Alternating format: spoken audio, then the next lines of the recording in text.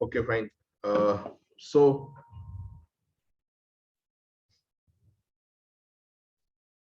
important discussion हमें start करना है जो एग्जाम में पूछा जा सकता है और उसमें एक अमेंडमेंट भी हुआ है छोटा। तो मे बी आपने इंटरमीडिएट लेवल पे कैलकुलेशन देखा होगा, बट उसका थोड़ा चेंज हमें देखना होगा। ओके, सो स्टार्ट करते हैं। द कॉन्सेप्ट ऑफ कौन सी रिलीफ हमें डिस्कस करनी? Marginal relief. अब ये मार्जिनल रिलीफ होता क्या है? तो जब आपका एडिशनल टैक्स, नाउ ये एडिशनल टैक्स का क्या मतलब होता है? तो एडिशनल टैक्स का मतलब होता है कौन सा टैक्स? सरचार्ज। तो एडिशनल टैक्स मतलब सरचार्ज कब आता है? हर केस में सरचार्ज आता है कि एक इनकम आपकी एक लेवल से ज्यादा होगी तब सरचार्ज आता है। तो एक लेवल से ज्यादा इनकम होगी तो सरचार्ज आएगा। जैसे इंडिविजुअल के केस में आपको पता है 50 लाख से ज्यादा होगा तो सरचार्ज आएगा, 50 लाख तक तो सरचार्ज आएगा नहीं। तो जब आपका एडिशनल टैक्स आ जाता है because of the your income cross certain level, तो in that case surcharge applicable हो जाता है। बट इनिशियल फेज में क्या होता है, कभी कभी ऐसा भी होता है कि लाइक आपकी इनकम है ना थोड़ी ही ज्यादा होती है और सरचार्ज क्या होता है बहुत ज्यादा आ जाता है। ऐसा कब हो सकता है? जब आपकी इनकम स्लाइटली उस लेवल से ज्यादा हो। जैसे मान लीजिए कि एक एग्जांपल से समझते हैं, हम सिर्फ कंपनी की बात कर रहे हैं क्योंकि कंपनी वाला क्वेश्चन आपके एग्जाम में ज्यादा आता है। तो मान लीजिए एक कंपनी है, डोमेस्टिक कंपनी है, और वो कौन से स्कीम में जा रही है? ऑल्टरनेटिव स्कीम में नहीं जा रही है। कौन सी स्कीम में जा रही है? नॉर्मल। नॉर्मल मतलब उनको कितना टैक्स पे करना है? टैक्स रेट कितना एप्लीकेबल होगा? 30%।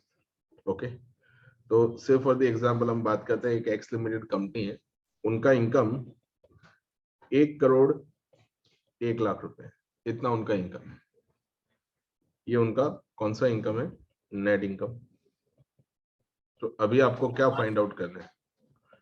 Find out which liability? Tax liability. तो अभी हम टैक्स कैलकुलेट करेंगे तो होगा क्या? 1 करोड़ ये 1 करोड़ 1 लाख के ऊपर कितना परसेंट करेंगे हम? 30% करेंगे। तो 30% करेंगे तो कितना होगा? 30,30,000। ये आपका क्या हो जाएगा दोस्तों? टैक्स हो जाएगा। चलो बैठ जाइए। ये आपका क्या हो जाएगा? टैक्स होगा। इसके ऊपर हम क्या ऐड करेंगे दोस्तों? सरचार्ज। डोमेस्टिक कंपनी में सरचार्ज कितना है? अगर आपकी इनकम 1 करोड़ से ज्यादा होती है तो 7% सरचार्ज लगता है। कितना परसेंट? 7%। तो यहाँ पे मैं कितना परसेंट लगा दूंगा? 7%। तो 30,30,000 का 7% करके बताइए कितना होता है? 2,10,000, 2,12,100 होता है। 7% इतना ही होगा ना? क्लियर हो गया? सो अभी आपका टैक्स एंड सरचार्ज कितना होगा? 32,12,000 कितना होगा? 100। चलो ध्यान दीजिए, सुबह सुबह का टाइम है। 32,12,100 ये आपका क्या हो गया दोस्तों? Tax and surcharge. Education cess को अभी हम ऐड नहीं करते, एजुकेशन सेस हम बाद में ऐड करेंगे। अभी आप समझिए कि हुआ क्या है यहाँ पे। ये 2,12,100 है, क्या ये मेरा नॉर्मल टैक्स है कि एडिशनल टैक्स है? Additional tax. मतलब अगर मैंने 1 लाख रुपए ज्यादा नहीं कमाया होता तो ये 2,12,100 नहीं आता। तो because of this extra 1 lakh rupees, ये 1 लाख रुपए मैंने ज्यादा कमाया, उसकी वजह से मुझे कितना ज्यादा टैक्स पे करना पड़ रहा है? 2,12,100। तो आपको नहीं लगता कि ये अनफेयर हो गया? अनफेयर कैसे हो गया? 1 लाख ज्यादा कमाया और सामने कितना ज्यादा देना पड़ रहा है? 2,12,100। इससे अच्छा तो बेटर होता कि मैंने 1 लाख 1 करोड़ ही कमाया होता, क्योंकि 1 करोड़ से ज्यादा होती है तब सरचार्ज आता है। 1 करोड़ तक सरचार्ज नहीं है, मोर देन 1 करोड़ होगा तो सरचार्ज आएगा। इट इज बेटर कि हम 1 करोड़ ही अर्न करते। ये तो वो वाली बात हो गई कि 1 करोड़ 1 लाख अर्न करके 2,12,000 का टैक्स पे किया ज्यादा वाला, ये तो देना ही है आपको। 30,30,000 तो आपको देना ही है। But on account of this extra 1 lakh rupees आपको कितना एडिशनल टैक्स पे करना पड़ रहा है? 2,12,100। सो ये प्रॉब्लम थी, और ये इसको ध्यान में रखते हुए उन्होंने क्या बना दिया, फिर बोले हम आपको क्या दे देंगे, रिलीफ दे देंगे। क्या दे देंगे, रिलीफ। रिलीफ मतलब थोड़ा बहुत हम आपको टैक्स में बेनिफिट दे देंगे। सो उन्होंने क्या बताया, कैलकुलेशन कैसे होता है मार्जिनल रिलीफ का, ध्यान दीजिएगा। 2 स्टेप्स में आपको कैलकुलेशन करना है। स्टेप नंबर 1, पहले तो पता चलना चाहिए कि मार्जिनल रिलीफ कौन से क्विज में आएगा। तो कैसे पता करोगे, बहुत सिंपल है। आपका एडिशनल इनकम कितना है, मैं नॉर्मल इनकम की बात नहीं कर रहा हूँ, कौन सी इनकम, एडिशनल। एडिशनल इनकम कितना है आपका, 1,00,000 रुपए है, और यहाँ पे एडिशनल टैक्स कितना आ रहा है, 2,12,100 रुपए, और ये 30,000 भी तो आ रहा है ना। तो एडिशनल टैक्स कितना है आपका, एडिशनल टैक्स कितना है, 2,42,100 है ना, ये भी तो दिया ना, और ये भी दे रहे हो, क्लियर हुआ। तो इस केस में आपका एडिशनल टैक्स कितना है, 242,100, और आपकी एडिशनल इनकम कितनी है, आपकी एडिशनल इनकम कितनी है, 1,00,000 रुपीज। तो additional income is less than additional tax, तो उस केस में मार्जिनल रिलीफ आएगा।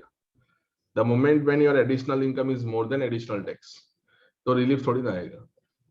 यहाँ पे तो मैं 1,00,000 रुपए कमा रहा हूँ ज्यादा, और 2,42,000 का ज्यादा पेमेंट कर रहा हूँ। बट मान लो किसी केस में मैं 5,00,000 कमा रहा हूँ और 4,00,000 का पेमेंट कर रहा हूँ, तो भी 1,00,000 तो अपने पॉकेट में आ रहा है ना। ठीक है, तो ये ध्यान रखना। तो पहले ये समझना कि मार्जिन रिलीफ मिलेगा या नहीं मिलेगा।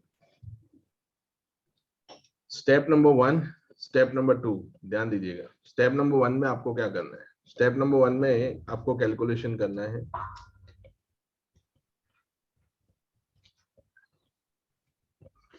Compute normal tax liability. मतलब आपको क्या कैलकुलेट करना है, नॉर्मल टैक्स लायबिलिटी जो आप कैलकुलेट करते हो। ठीक है, उसके बाद स्टेप नंबर 2 में आपको क्या करना है, स्टेप नंबर 2 के अंदर आपको करना है टैक्स ऑन किसके ऊपर, 1 करोड़, या तो फिर कौन से के ऊपर, 10 करोड़। क्योंकि आपने देखा होगा डोमेस्टिक कंपनी में जब भी इनकम 10 करोड़ को क्रॉस करती है तो सरचार्ज 7 की जगह 12 हो जाता है। तो ऐसा भी तो हो सकता है कि आपकी इनकम 10,500,000 थी, कितनी, 10,500,000, तो जो सरचार्ज 7% आ रहा था उसकी जगह अभी कितना आ जाएगा, 12%।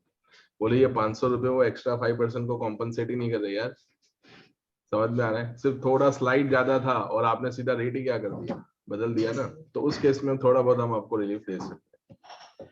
तो टैक्स ऑन 1 करोड़ और 10 करोड़, उसके बाद आपको क्या करना है, प्लस प्लस ध्यान दीजिएगा, 100% tax on income which exceeds 1 crore और कितना होगा, 10 करोड़, प्लस सरचार्ज। अभी surcharge only in case of which income 10 crore. मतलब क्यों, 1 करोड़ तक तो सरचार्ज आता नहीं है, पर अगर मान लो आपकी इनकम 10,500,000 है तो 12 नहीं दोगे बट 7% तो देना पड़ेगा ना। तो यहाँ पे कौन सा वाला सरचार्ज आएगा, कितना परसेंट ऐड करोगे, but no surcharge in case of, कौन सा केस होता है, 1 करोड़। जैसे ही मार्जिनल रिलीफ खत्म हो जाएगा, ये स्टेप्स आप अगर नहीं भी याद रखोगे तो चलेगा। ये स्टेप्स उन लोगों के लिए जो लोग कॉन्सेप्चुअली नहीं सोचते, समझ रहे हो, ठीक है, तो ये ध्यान रखना। सो ये दोनों में से मतलब आपका अल्टीमेट टैक्स लायबिलिटी क्या होगा, तो आपका टैक्स लायबिलिटी इस केस में होगा क्या, तो आपका टैक्स लायबिलिटी होगा लिस्ट ऑफ व्हाट, स्टेप 1 और क्या होगा, स्टेप 2। इन दोनों में से जो कम आपका होगा वो आपका क्या बनेगा, टैक्स लायबिलिटी बनेगा। ठीक है, सो ये आप ध्यान रखना। मार्जिनल रिलीफ कैसे कैलकुलेट करना है, तो आप ऐसे भी कर सकते हो। मार्जिनल रिलीफ अगर आपको अमाउंट में कैलकुलेट करना है तो सिंपल आप क्या कर सकते हो, स्टेप नंबर 1 माइनस क्या कर सकते हो, स्टेप नंबर 2। ठीक है, ये से भी आ सकता है। नाउ ये हमने कौन सा एग्जांपल स्टार्ट किया था, कौन सी कंपनी का, एक्स लिमिटेड का।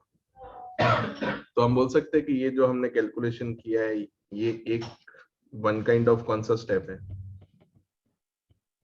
स्टेप नंबर 1 ही है ना। स्टेप नंबर 1 हमने नॉर्मल टैक्स लायबिलिटी तो उधर कैलकुलेट किया।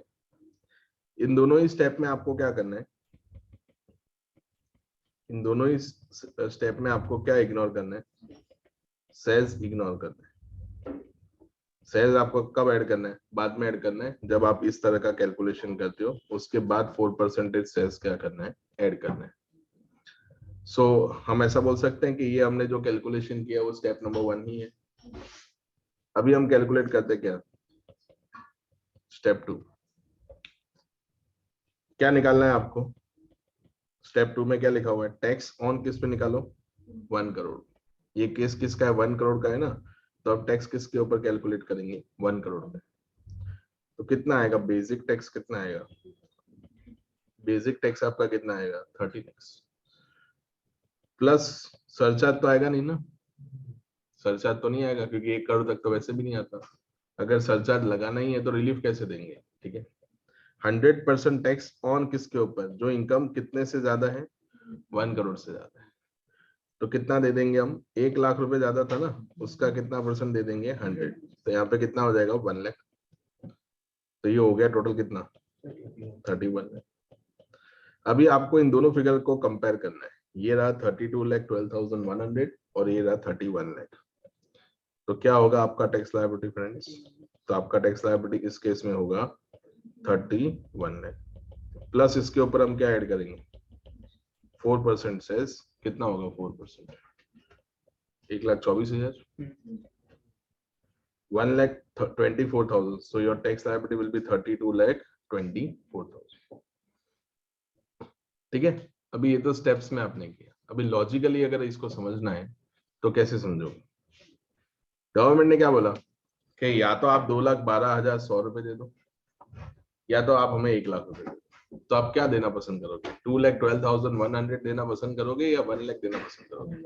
1 लाख देना पसंद करोगे, क्योंकि उस केस में होगा क्या,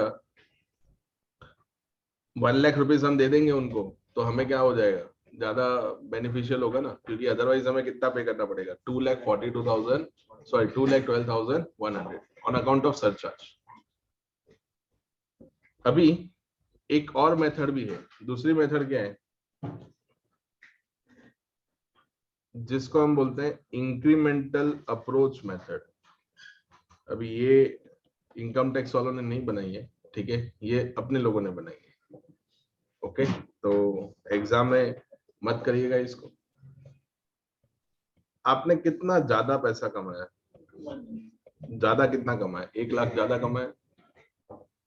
और कितना ज्यादा उन लोगों ने टैक्स आपसे मांगा? तो 1 लाख के ऊपर उन्होंने आपसे क्या मांगा? टैक्स। कितना टैक्स मांगा? 30% के मुताबिक कितना टैक्स मांगा? 30,000 प्लस उसके ऊपर आपसे क्या मांगा? सरचार्ज भी मांगा। तो सरचार्ज कितना मांगा? 2,12,100। सो इन टोटल आपसे कितना पैसा मांगा? 2,42,100। अग्री करते हो या नहीं करते हो? यस और नो? तो आप टैक्स भी दे रहे हो 2,12,100, आप क्या दे रहे हो? सरचार्ज भी दे रहे हो। तो इस केस में ये 2,42,100 देना आप पसंद करोगे या 1 लाख ही दे दोगे? 1 लाख। तो इन दोनों के डिफरेंस को हम क्या बुलाते हैं? ये दोनों का जो डिफरेंस होगा दोस्तों, इसको हम क्या बुलाते हैं? Marginal relief. तो कितना होगा मार्जिनल रिलीफ? 1,42,100। ये आपको हमने रिलीफ दे दिया। मतलब ऐसे तो हम कितना टैक्स लेने वाले थे आपसे? 242,100, बट हमने कितना ले लिया आपसे? 1 लाख। तो डिफरेंस अमाउंट हमने आपको क्या दे दिया? एज अ रिलीफ के तौर पे दे दिया। समझ रहे हो ना मैं क्या बोलना चाहता हूँ? ठीक है, सो ये ध्यान रखिए। यहाँ पे मैंने टोटल शायद गलत किया है।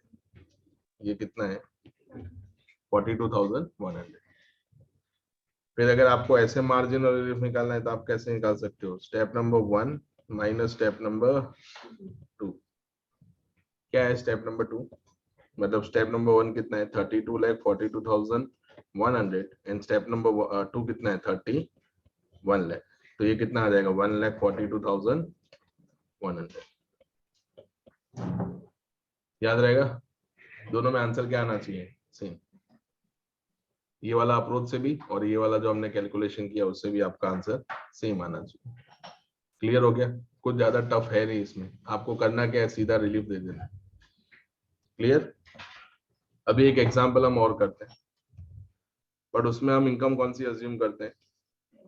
10 करोड़ वाला। फिर आपको कोई डाउट हो तो पूछिएगा। मान लीजिए एक कंपनी है कॉल्ड एक्स लिमिटेड।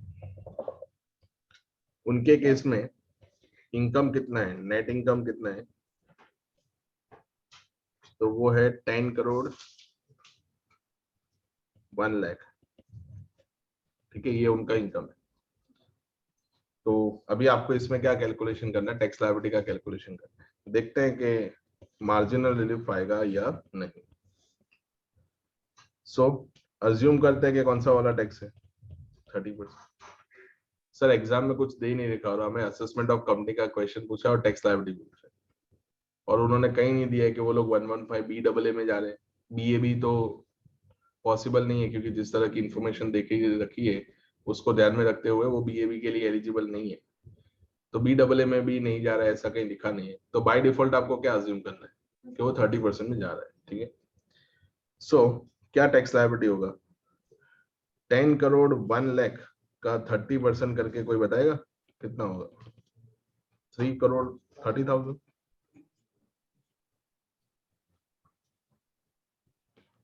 सही है, ये बोलिए तो 3 करोड़ 30,000। कहीं जीरो आगे पीछे हो तो बताना। ठीक है, उसके बाद हम क्या ऐड करेंगे दोस्तों, क्या आएगा, सरचार्ज। अभी स्टेप्स में नहीं करते, अभी डायरेक्ट करते हैं।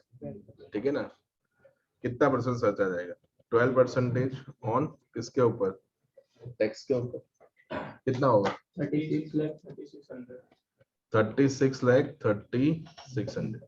सही है, नहीं सर 36,03,600। एक जीरो ज्यादा हो गया। ओके ओके सॉरी, अभी सही है। ओके, अभी क्या करेंगे हम दोस्तों,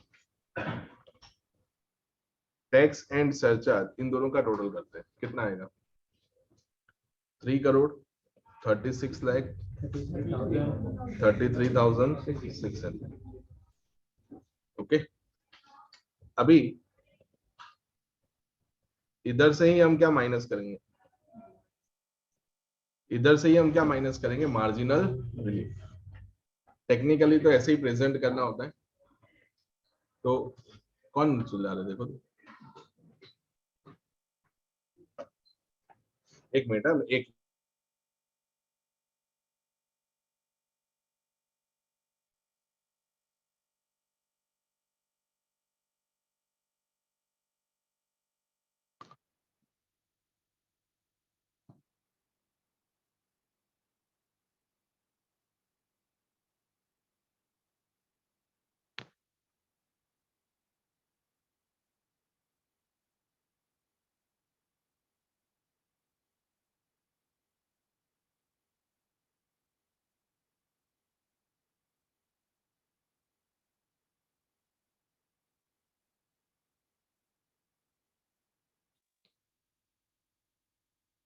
नाउ सो इधर से ही हम मार्जिनल रिलीफ माइनस करेंगे। ओके, टेक्निकली तो यही करेक्ट प्रेजेंटेशन होता है, बट अभी क्वेश्चन ये होता है कि मार्जिनल रिलीफ मिलेगा कितना। तो अभी है ना, डायरेक्ट कैलकुलेशन आपको कैलसी पे करना है।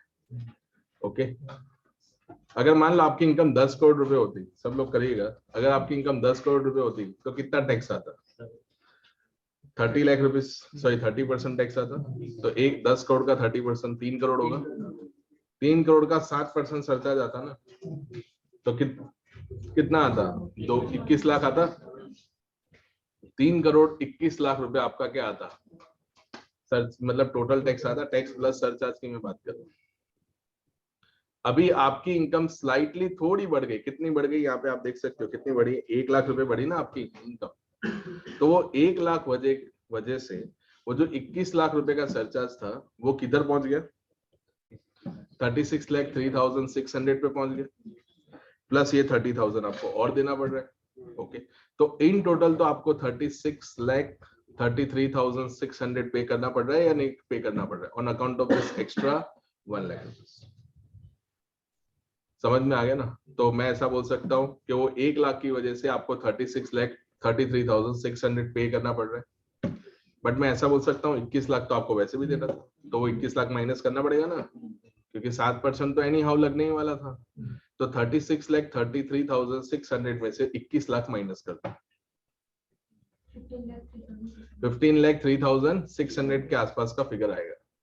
ओके, तो अभी हम क्या करते हैं, देखो डायरेक्ट वाला अप्रोच है ना, उसमें देखते हैं डायरेक्ट अप्रोच, या तो एक काम करते हैं स्टेप से करके देख लेते हैं, ठीक है, तो एक्यूरेटली पता चल जाएगा कि आपको कितना मार्जिनल रिलीफ मिलेगा। ठीक है, जो लोग डायरेक्ट नहीं समझ पाए अभी ध्यान दें, स्टेप्स में समझे। नॉर्मल टैक्स लायबिलिटी तो हमने ऑलरेडी कैलकुलेट कर दी। नॉर्मल टैक्स लायबिलिटी हमारा कितना आया, 3,36,33,600। फिर हम क्या कैलकुलेट करेंगे इधर, टैक्स ऑन किसके ऊपर कैलकुलेट करना है, 10 करोड़। तो 30% ऑन 10 करोड़ कितना होगा, 3 करोड़ होगा। प्लस इसके ऊपर हम क्या ऐड करेंगे, सरचार्ज, क्योंकि 7% तो आएगा ना, कितना होगा 21 लाख। प्लस 100% टैक्स ऑन किसके ऊपर आएगा, जो आपकी एक्स्ट्रा इनकम है। तो एक्स्ट्रा कितनी इनकम हुई आपकी, 1 लाख, तो उसका 100% दे दो उनको। तो इन टोटल कितना हुआ, 3,22 lakhs। ओके, तो ये आपका क्या हो गया, स्टेप नंबर 2 हो गया। तो अभी आप ये वाला टैक्स पे करोगे, ये वाला, तो स्टेप 2 वाला ही पे करोगे ना। तो स्टेप 2 3,22 लाख प्लस हम क्या करेंगे इसके ऊपर 4% सेस। कितना होगा 4% सेस, ऐड करके बताओ। 3 करोड़ ऐड करके बताओ ना डायरेक्ट। 3 करोड़ 48 लाख, ऐसा बोलो। 34 लाख, ये आपका क्या होगा दोस्तों, फाइनल टैक्स लायबिलिटी होगा। समझ रहे हो मैं क्या बोल रहा हूँ। आपका मार्जिनल रिलीफ इस केस में कितना होगा, स्टेप नंबर 1 में से क्या माइनस करना है, स्टेप नंबर 2 कितना होगा, 3 करोड़ 36 लाख 33,600, उसमें से क्या माइनस करोगे, 3 करोड़ 22 लाख, कितना हुआ 14,33,600। क्लियर। अभी वो इंक्रीमेंटल अप्रोच से जाते हैं।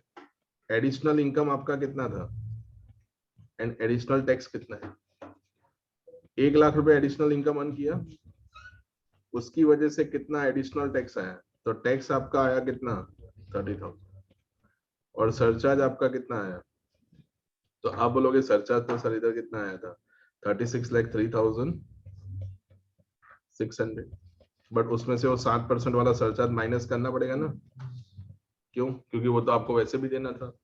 तो 7% वाला सरचार्ज है कितना 21 लाख, तो यहाँ से 21 लाख माइनस करो, कितना आएगा ये 15,03,600, दोनों का टोटल करो 15,33,600, इसको इसमें से माइनस करो, कितना आएगा आंसर 14,33,000। हर जगह से आंसर ये आना चाहिए, तो आपका आंसर सही है। ठीक है, एक और मेथड से बताता हूँ जिन लोगों को अभी तक समझ नहीं आया। गवर्नमेंट ने क्या बोला, आपने एकदम देसी मेथड में जाता है, ठीक है ना। टैक्स पेयर चिल्ला चिल्ला के बोला है तुमने सरचार्ज का 7 का 12 किया, उसकी वजह से मेरा टैक्स क्या हो गया, बढ़ गया। मैंने कितना एक्स्ट्रा कमाया, एक्स्ट्रा मैंने कितना कमाया 1 लाख, जो मेरी गलती हो गई, आज तक मैं अफसोस करता हूँ। और वो एक्स्ट्रा 1 लाख की वजह से क्या हो गया, जो सरचार्ज कितना आ रहा था 7, उसकी जगह कितना हो गया 12। तो अगर 7% आता तो मुझे कितना सरचार्ज पे करना पड़ता, 21 लाख देना पड़ता ना, 21 लाख देता मैं 7% के मुताबिक, 1 करोड़ तक मैं तो कुछ भी नहीं देता। तो 1 लाख ज्यादा कमाया, उसकी वजह से 7% आया। पर ये 12% में क्या दिक्कत होगी, 12% के अंदर कुछ 36,03,300 देना पड़ा, प्लस ये 1 लाख का टैक्स और देना पड़ा, कितना देना पड़ा 30,000 टैक्स भी देना पड़ा। सो इन टोटल मुझे कितना टैक्स पे करना पड़ा 36,33,300, इतना ही था ना कुछ 600, ये 600 था, जो भी है 36,33,600 मुझे टैक्स पे करना पड़ा। गवर्नमेंट ने क्या बोला, एक काम कर, तू हमें ये मत दे, तू हमें ये दे दे प्लस ये दे दे। समझ में आया ना मैं क्या बोलना चाहता हूँ, आप मुझे ये मत दो। गवर्नमेंट ने बोला ये नहीं चाहिए, रखो अपने पास। बोले वो मेरे पास है ही नहीं, तू ज्यादा ले रहा था मुझसे, है आपके पास क्या 36 लाख? वो मेरे पास है ही कहाँ, वो तो तू ज्यादा ले रहा था, तूने रिलीफ दिए, अगर होता तो लेके चला जाता। मेरे पास है ही नहीं, इसलिए तो तू रिलीफ दे रहा है कि इसके पास टैक्स है ही नहीं, तो इसलिए तो गवर्नमेंट ने बोला भाई कोई बात नहीं, एक काम कर, तू 21 लाख दे दे। 21 लाख तो तू देने ही वाला था, प्लस कितना दे दे, 1 लाख दे दे। इसलिए आप स्टेप नंबर 2 को ऑब्जर्व करो, क्या लिखा है उसमें, स्टेप नंबर 2 आप जाके देखोगे तो उसमें लिखा गया है 100% tax on income which exceeds कितना 1 करोड़, और क्या लिखा हुआ है 10 करोड़। बस सीधी सी बात है, क्लियर हो गया। पर अगर मान लो आपकी इनकम 15 करोड़ होती तो रिलीफ का कोई सवाल ही नहीं उठता। रिलीफ कब होगा, जब आपकी इनकम स्लाइटली थोड़ी ज्यादा हो सकती है। The moment when your additional income is more than additional tax, तो मार्जिन रिलीफ आपको मिलेगा नहीं। बताओ अभी कोई डाउट है? ऑनलाइन वाले बच्चों तो पूछो।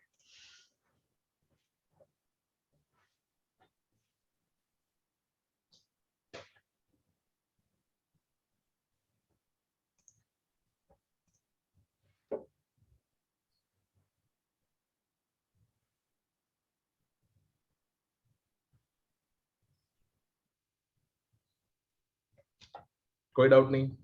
ठीक है, अभी एक छोटा सा अमेंडमेंट हुआ है, उसको डिस्कस कर लेते हैं, बट वो अमेंडमेंट इंडिविजुअल में हुआ है, कंपनी में नहीं हुआ है। ठीक है, सो ध्यान दीजिएगा सब लोग।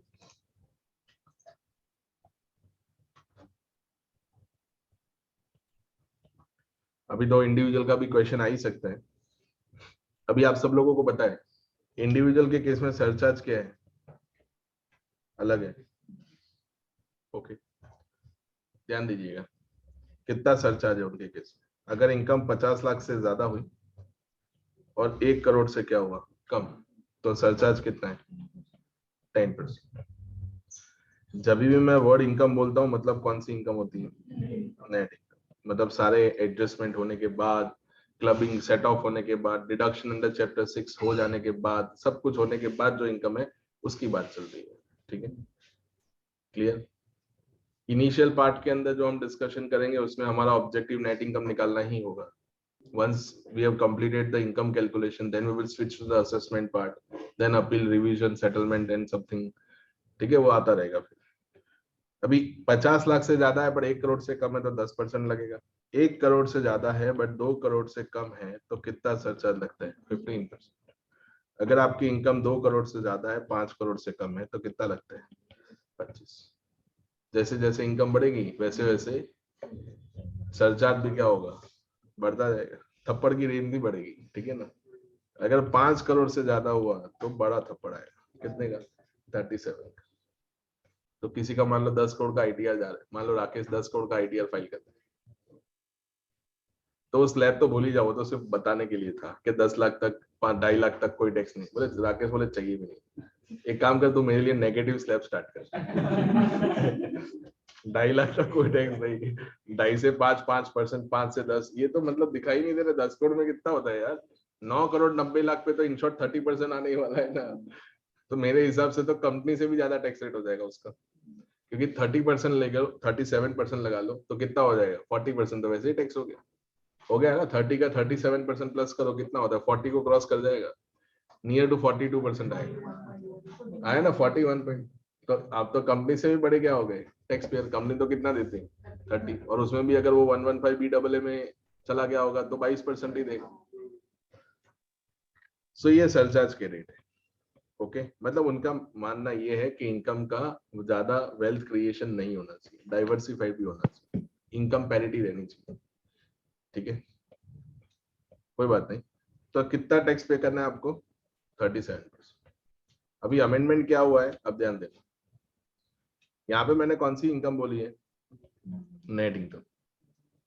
तो अगर आपकी नेट इनकम के अंदर, ध्यान से सुनिएगा, अगर आपकी नेट इनकम के अंदर कौन सी इनकम इंक्लूड होती है, long term capital gain and short term capital gain, और वो भी कौन सा वाला, सेक्शन 112A वाला या तो सेक्शन 111A वाला।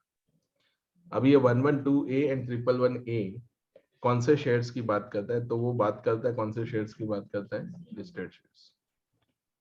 तो आपको मान लीजिए कि कोई इनकम हुई है लॉन्ग टर्म नेचर की या शॉर्ट टर्म नेचर की, कौन से शेयर्स में से हुई है, लिस्टेड शेयर। क्योंकि ये दोनों सेक्शन किसके बारे में बात करते हैं, लिस्टेड शेयर्स के बारे में बात करते हैं। तो अगर उसमें से अगर आपको कोई इनकम हुई है तो उसमें सरचार्ज का रेट डिफरेंट रह सकता है। ये अमेंडमेंट हुआ है। उसके बाद थर्ड जो उन्होंने ऐड किया है, जो इस बार उन्होंने ऐड किया है कि अगर आपको कौन सी इनकम होती है, कौन सी इनकम होती है, डिविडेंड इनकम होती है, तो सरचार्ज का जो रेट होगा ना वो इन तीनों केस में मैक्सिमम कितना रह सकता है, मैक्सिमम कितना रह सकता है 50। मतलब क्या हुआ, मान लो राकेश को 10 करोड़ की इनकम हुई है। कितनी इनकम हुई है, 10 करोड़। तो 10 करोड़ की तो टोटल इनकम है ना, वो 10 करोड़ में कुछ इनकम कौन सी वाली है, लॉन्ग टर्म कैपिटल गेन वाली भी है, कुछ शॉर्ट टर्म कैपिटल गेन वाली भी है। तो उसमें सरचार्ज कितना लगेगा, उसमें 37% नहीं लगेगा, उसमें मैक्सिमम कितना लगेगा, 15%। कितना लगेगा, मैक्सिमम 15% सरचार्ज लगेगा। बाकी सारी इनकम पे जो रेट लग रहा है वो लगा देंगे। क्लियर हुआ। तो आपको ऐसा हो रहा होगा कि सर क्यों 15% लगाया, क्यों 37% क्यों नहीं लगाया। अभी थोड़ा ध्यान से समझिएगा। मान लीजिए कि हमने एग्जाम्पल लिया, फिर वापस पॉइंट पे आते हैं और कैसे से कैलकुलेशन करते हैं वो समझते हैं। राकेश को कितना इनकम हुआ है, राकेश को इनकम कितना हुआ है, 10 करोड़। 10 करोड़ में से ध्यान से सुनिएगा, उसका 6 करोड़ रुपए का तो क्या है, कौन सा गेन है, लॉन्ग टर्म कैपिटल गेन है अंडर विच सेक्शन 112A। और 4 करोड़ की कौन सी इनकम है उनकी, 4 करोड़ की उनकी कौन सी इनकम है, नॉर्मल इनकम है। अभी गवर्नमेंट ने क्या बोला, हम टैक्स निकालते हैं इसके ऊपर, और टैक्स निकालने के बाद इसके ऊपर सरचार्ज कितना लगेगा, 37%। मतलब क्या होगा, ये 6 करोड़ पे तो 10% मतलब टैक्स रेट कितना है, लिस्टेड शेयर्स पे कितना टैक्स रेट है, लॉन्ग टर्म शेयर्स में लिस्टेड होगा तो कितना परसेंट टैक्स लगता है, 10% लगता है। तो ये 6 करोड़ का 10% करोगे तो कितना टैक्स लगेगा, 60 लाख टैक्स लगेगा। प्लस इसके ऊपर क्या पे करना पड़ेगा, इसको भूल जाओ, यहाँ पे देखो सब लोग, इसको भूल जाओ, नॉर्मल वाले को भूल जाओ, अभी इसको सिर्फ याद रखो, LTCG को। तो ये 60 लाख पे मैं 37% ऐड करूंगा, हाँ या ना। तो 37% अगर आप और ऐड करोगे बताओ तो कितना होता है, 22,20,000। तो आपका कितना टैक्स हो गया, 82,20,000 आपका टैक्स हो गया। ओके। सो अभी इस केस में राकेश क्या करेगा, Rakesh will try to shift his profit from this year to the next year. मतलब वो क्या करेगा पता है, वो अपने शेयर्स को 6 करोड़ एक साथ नहीं बेचेगा। वो क्या करेगा, क्योंकि उसको पता है कि अगर मैं एक साथ सारा बेचूंगा तो सरचार्ज का रेट क्या है, बहुत ज्यादा है। तो वो धीरे धीरे करके शेयर्स को क्या करेगा, सेल करेगा, एक साथ बेचेगा नहीं।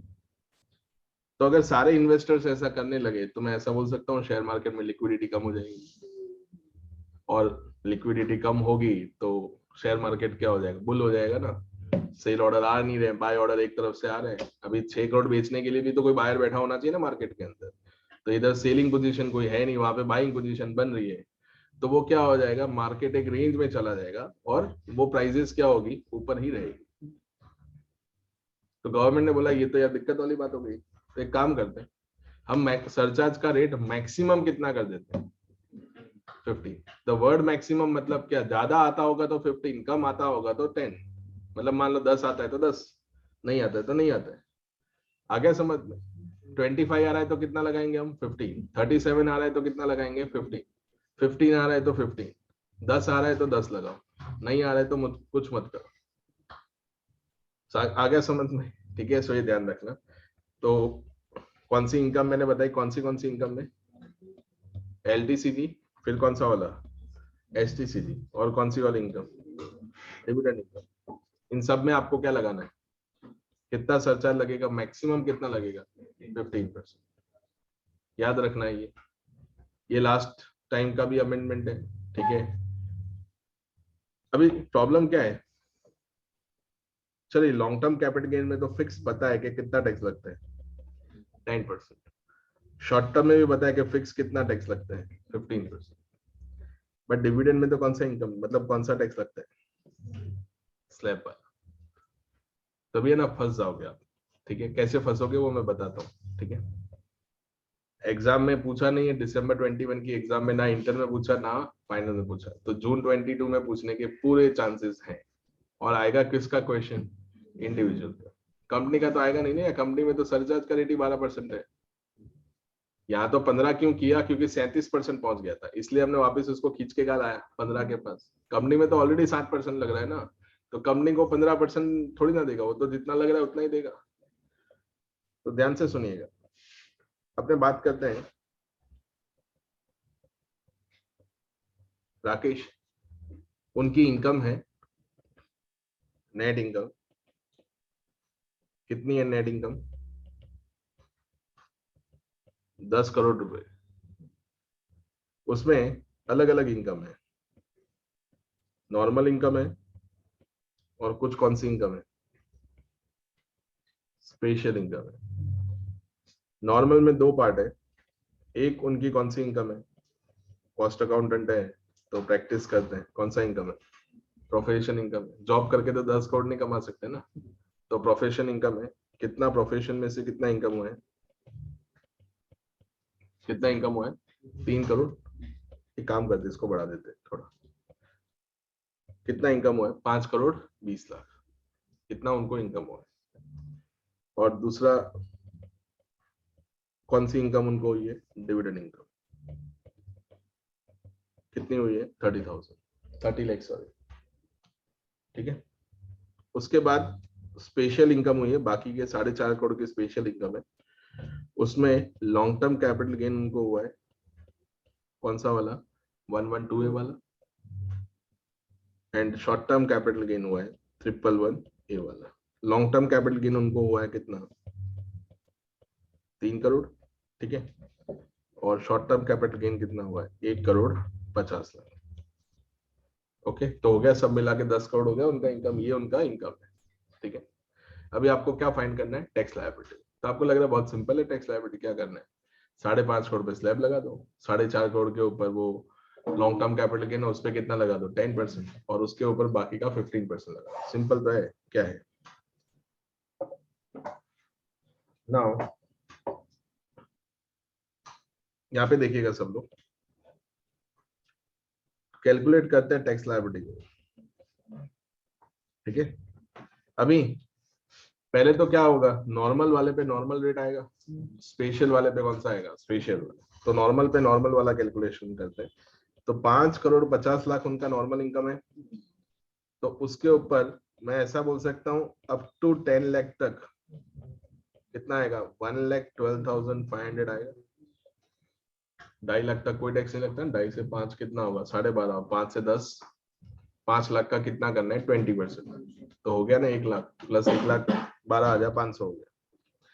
अबाउ 10 लाख कितना हुआ, अबाउ 10 लाख कितना हुआ, 5 करोड़ कितना होगा, 40 लाख। उसका कितना परसेंट करेंगे हम, 30। तो 30% करो, कितना होगा, 1 crore 62 lakhs. 1 crore 62 lakh. So in total कितना है, 1 करोड़ 72 लाख 63 है इधर, ओके 1 करोड़ 63 लाख, 1 करोड़ 63 लाख, ये आपका नॉर्मल टैक्स है, ठीक है ना। यहाँ पे भी लिख देता हूँ ये कौन सा वाला टैक्स है, नॉर्मल टैक्स। अभी अगर हम बात करते हैं कौन से वाले टैक्स की, स्पेशल टैक्स, मतलब जो स्पेशल रेट से टैक्सेबल होता है। तो LTCG में 112A, उसमें 1 लाख तक कोई टैक्स नहीं लगता, 1 लाख तक एग्जम्प्ट है, ऐसा मान लो। तो 3 करोड़ में से 1 लाख माइनस करोगे तो कितना बचेगा, 2 करोड़ 99 लाख, उसका 10% करना है। तो 2 करोड़ 99 लाख का 10% कितना होगा, 29 लाख 90,000, समझ रहे हो। और STCG में कितना लगेगा, 111A के अंदर 1 करोड़ 50 लाख का कितना परसेंट करना है आपको, 15%, कितना होगा, 22 लाख 50,000। कितना आया इन टोटल, 52 lakh 40,000. 52 लाख 40,000। ये आपका दोस्तों क्या है, टैक्स इसमें आया। अभी इन दोनों का टोटल यहाँ पे ऊपर करते हैं, बताएगा कोई टैक्स का टोटल कितना होगा, 1 करोड़ 63 लाख 12,500 प्लस 52 लाख 40,000, 21 lakh. 2 करोड़ 52,500। अभी इसमें आपको क्या ऐड करना है दोस्तों? सरचार्ज।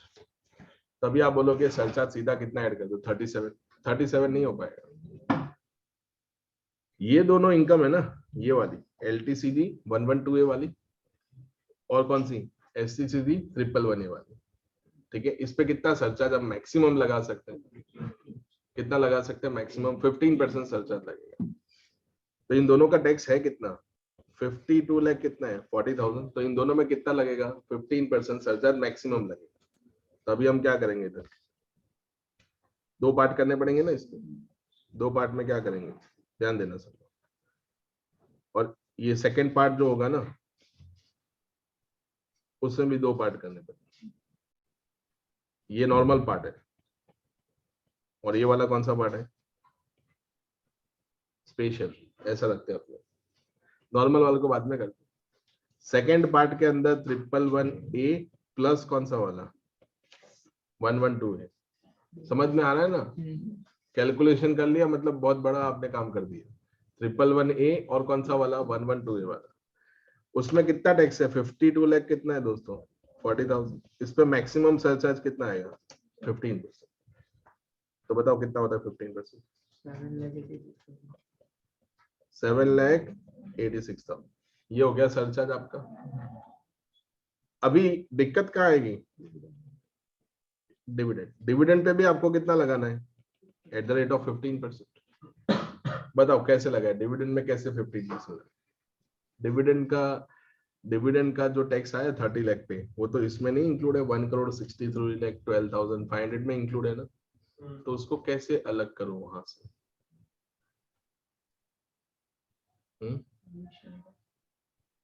रेशियो निकालना। ओके, ऑनलाइन वाले बच्चे भी बताएं कैसे उसको अलग करें।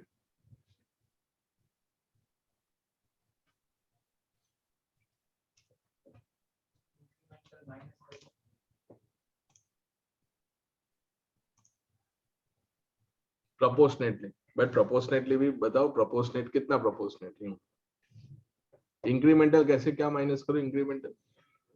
उसमें जो 37% लगा है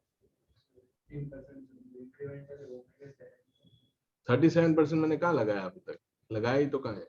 कैलकुलेशन में डिफरेंट सेपरेट कर सकते हो उसका। पर 30 लाख को भी तो स्लैब का बेनिफिट मिलेगा ना, तो दोनों को थोड़ी ना स्लैब दे सकता हूँ। 5 करोड़ 22 मतलब 5 करोड़ 20 को भी स्लैब दूं और आपको समझ में आ रहा है डिस्कस क्या हो रहा है? पहले तो ये बताओ। 5 करोड़ 20 लाख है, उसमें स्लैब का बेनिफिट दूं और 30 लाख रुपीज है, उसमें भी मैं क्या दूं? स्लैब। तो दोनों जगह थोड़ी ना स्लैब। तो 2.5 लाख 5 लाख का बेनिफिट दे दिया ना आपने। दोनों जगह स्लैब थोड़ी ना आ सकता है।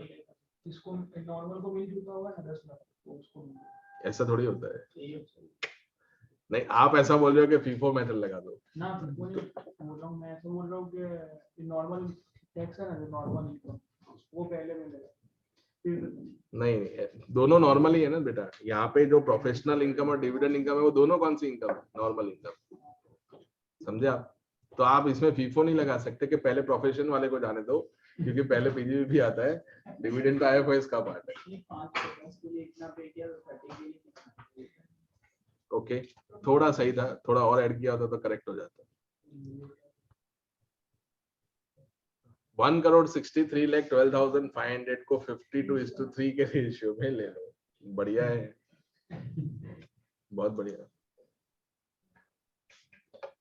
चलो देखो, अभी अपने कैलकुलेशन करते हैं। ये जो कैलकुलेशन अपने करने जा रहे हैं, ये नहीं भी बताओगे तो भी चलेगा।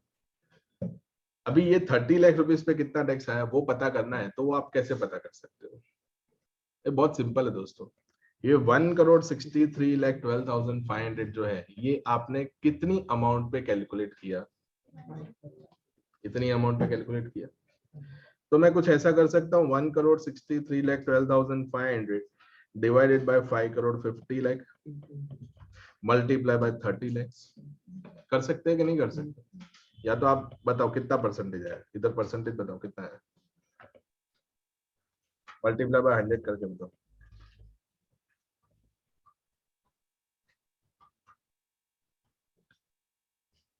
कितना है? 29.66%। इतना आया? अग्री करते हो या नहीं? तो मैं बोल सकता हूँ ये 30 लाख पे भी उतना ही आएगा। अग्री करते हो ना? तो डिविडेंड के ऊपर कितना टैक्स होगा? 30 लाख का हम कितना परसेंट मल्टीप्लाई करेंगे? 29.66 कितना होगा?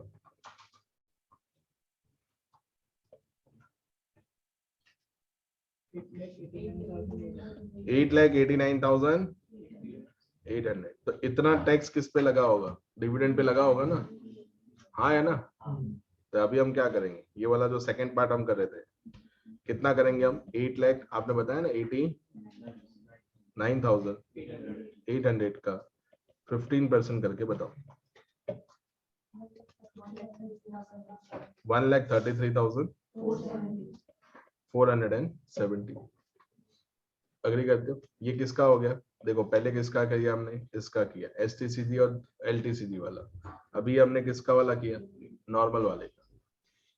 अभी किसका बाकी है? नॉर्मल। 8 से 10 मार्क्स में आएगा क्वेश्चन, ठीक है? ध्यान दीजिएगा, बहुत छोटा सा पॉइंट है, पर आपको लग रहा है कि हो जाएगा, पर नहीं होगा। समझ रहे हो? करने जाएंगे तो पता चलेगा। तो ये हो गया। अभी जाते हैं कौन से वाले में? नॉर्मल वाले। तो अभी नॉर्मल वाली जो टैक्स लायबिलिटी है वो तो कितनी है? 1,63,12,500। अगर इसको लोगे तो भी गलती। क्यों? क्योंकि इसमें वो डिविडेंड वाला पार्ट इंक्लूड है ना, तो डिविडेंड वाला पार्ट मुझे माइनस करना पड़ेगा। तो ये डिविडेंड वाला पार्ट हमने निकाला, कितना निकाला? 8,89,800। उसको सिंपली मैं 1,63,12,500 में से माइनस कर दूं तो मुझे मिल जाएगा ना। तो 1,63,12,500 में से माइनस करना है आपको 8,89,800। बताओ कितना होगा? 1,22,700। अभी इसका हम कितना परसेंट लगाएंगे? यहाँ पे तो 37 ही लगेगा ना, तो इसका कितना लगेगा? 37। कितना होगा? 57,06,390। अभी है ना, ये अमाउंट बहुत सारी होगी, तो इसमें से टैक्स अलग निकालना पड़ेगा, सरचार्ज अलग निकालना पड़ेगा, ठीक है? तो टैक्स क्या है, समझ रहे हो ना मैं क्या बोल रहा हूँ? तो देखो टैक्स कितना है, टैक्स हमने कैलकुलेट किया यहाँ पे, कितना है ना? 2,15,00,000 कितना है? 52,500। ये क्या है? टैक्स है। प्लस इसके अंदर हम क्या करेंगे दोस्तों? Add surcharge. अभी सरचार्ज आपको ढूंढ के निकालना पड़ेगा। एक तो ये था 57,06,399, एक ये वाला था 1,33,470, और ये एक था 7,86,000। इन तीनों का टोटल करो। 66,25,869। इन तीनों दोनों का टोटल करो।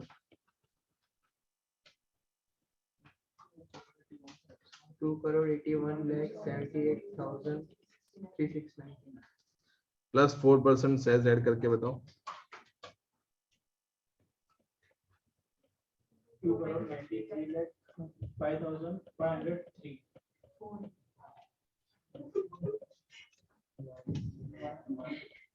ठीक है ना?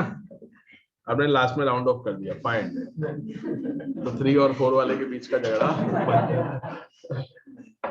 क्लियर हो गया। 2,93,05,500 is your final tax liability. याद रहेगा? क्लियर हो गया सबको?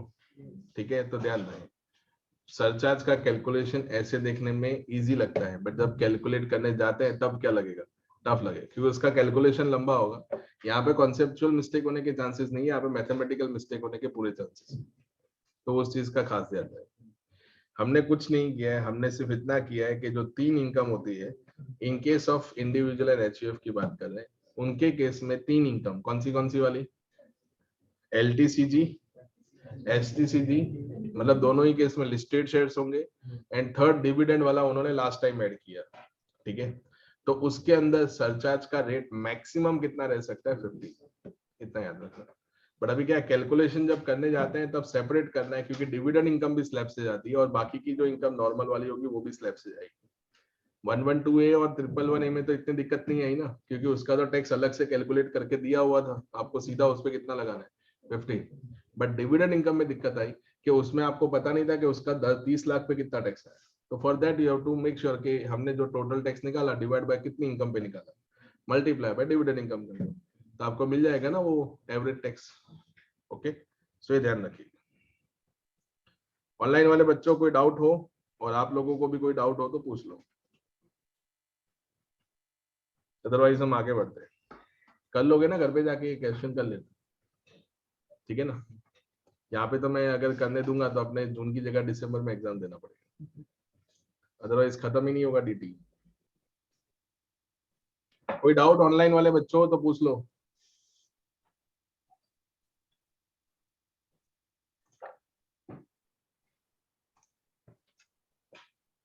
ठीक है, चलिए आगे बढ़ते हैं।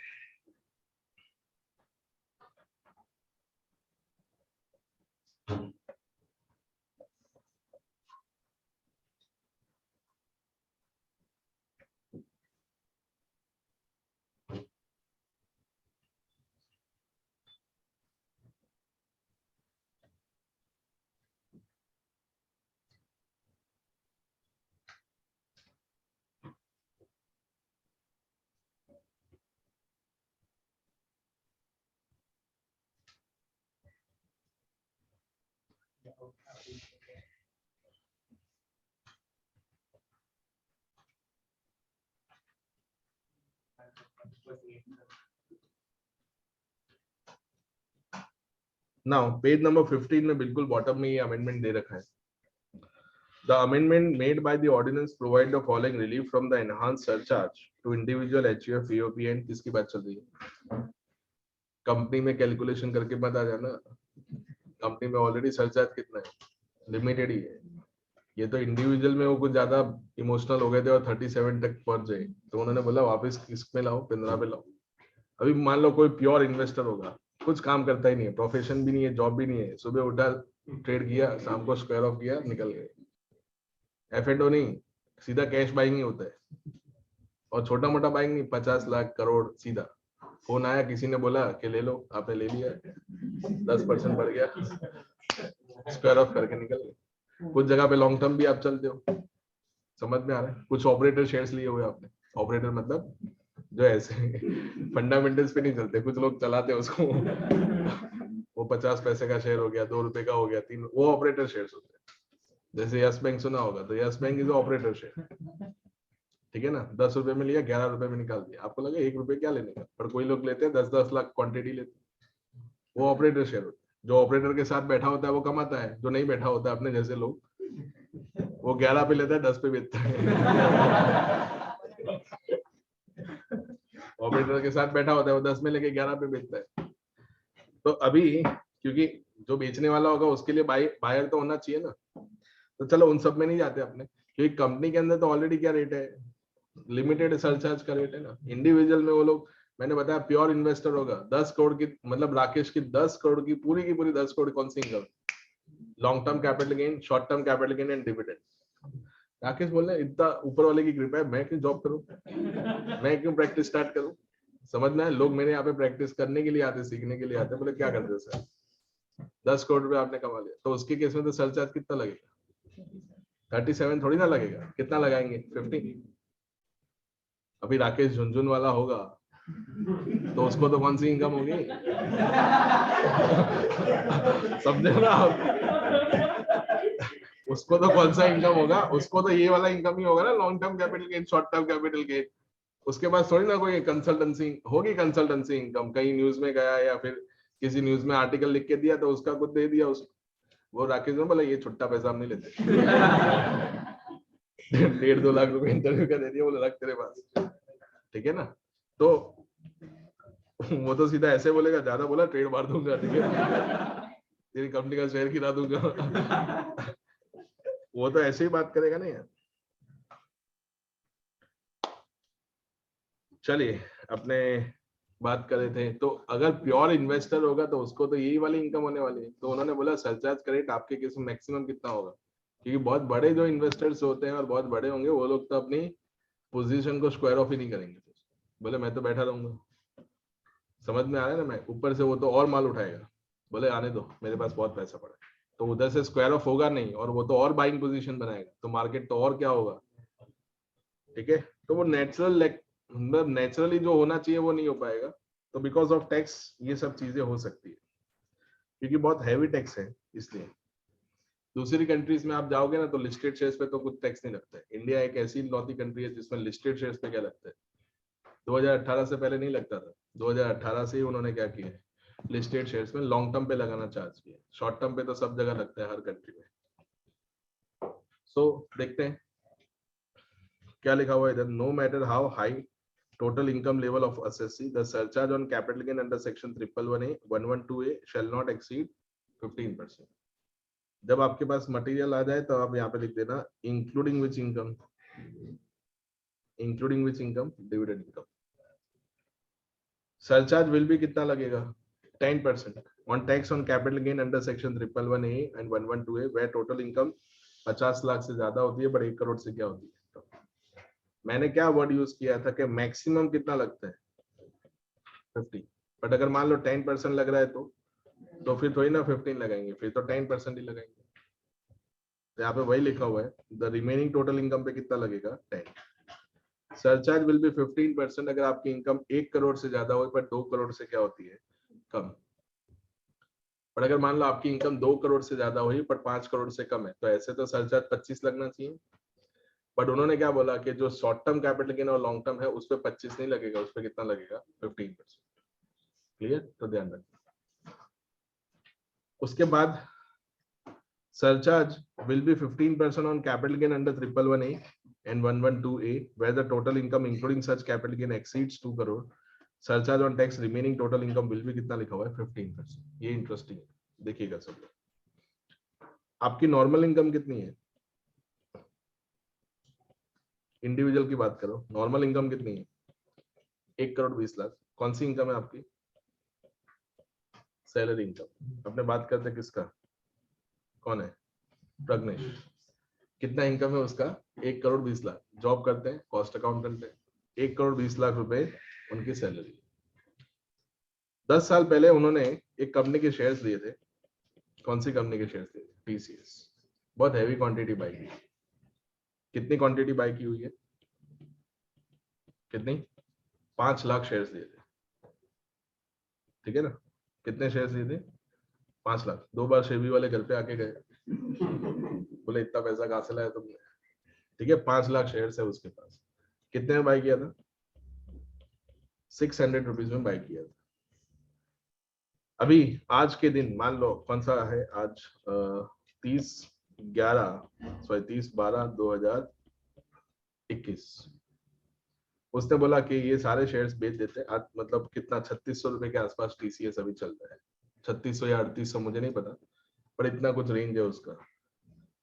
तो प्रज्ञेश ने बोला let's celebrate new year with this shares. उसने बोला कि सारे शेयर्स क्या करो बेच, नहीं चाहिए, कोई लोड नहीं चाहिए, ठीक है ना। तो 3600 माइनस 3000 ये उसका क्या हो गया दोस्तों, प्रॉफिट हो गया। और ये कौन सा शेयर्स है, लॉन्ग टर्म है, 10 साल हो गए मतलब लॉन्ग टर्म है, लॉन्ग टर्म ही लॉन्ग टर्म। अभी होगा क्या, 5 लाख मल्टीप्लाई बाय 3000 रुपए करो तो कितना होता है 150 करोड़। बहुत ज्यादा हो गया, शेयर्स कम करो।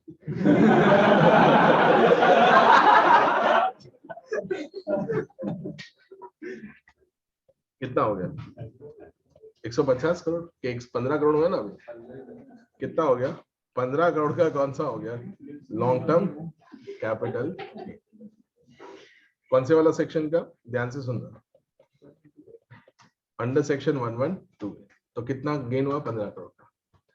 अभी आप बताओ ये 15 करोड़ की जो इनकम है क्या एवरी ईयर होती है कि 10 साल में एक बार होती है, 15 साल में एक बार होती है, कभी कभी होती है। लेकिन ये सैलरी इनकम तो कब होती है, हर साल होती है।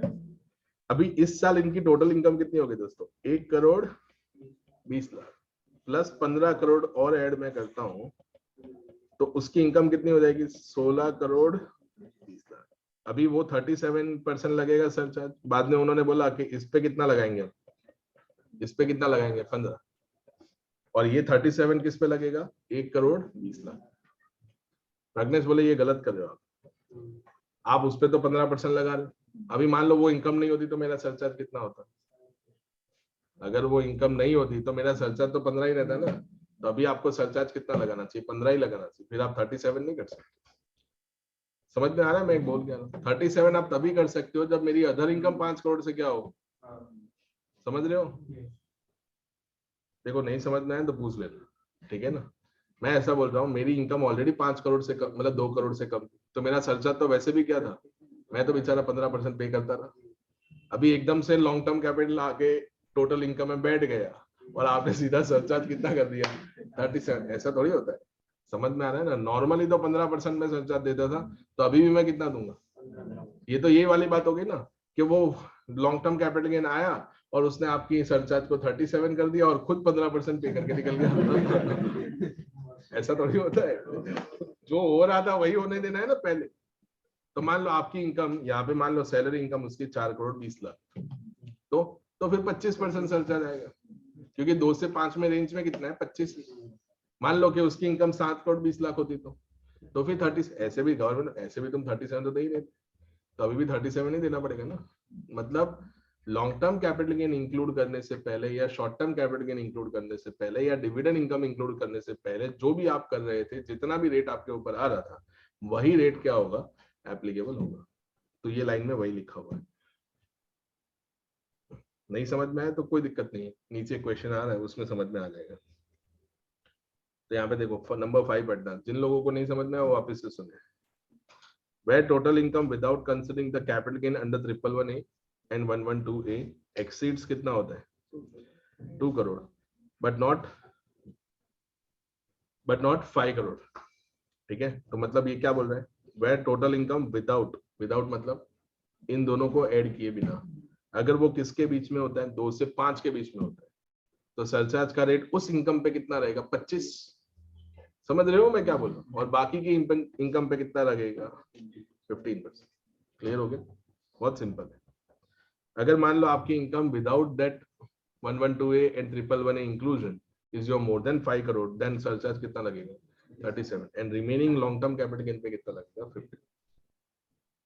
क्लियर हो गया? देखो अगर एग्जाम में आए तो 10 मार्क्स आपके लिए बिल्कुल, हम ऐसा बोल सकते हैं ना, फुल टॉस बॉल है, बट उसका कैलकुलेशन बिल्कुल एक्यूरेट होना चाहिए। समझ में आ गया ना? ये बिल्कुल एक्यूरेसी इसमें रखनी है कि किस टाइम पे कौन सा रेट आपको लेना है, दैट्स इट। ये इन अदर वर्ड्स आप क्या करना, होमवर्क नीचे एक टेबल दे रखा है फॉर योर क्लैरिटी पर्पस, देखिएगा। सीरियल नंबर दिया हुआ है, total income of individual HUF EOP BOI AGP, capital gain under 111A 112A, और यहाँ पे अपने क्या लिख देते हैं? डिविडेंड इनकम इसमें ऐड नहीं किया है।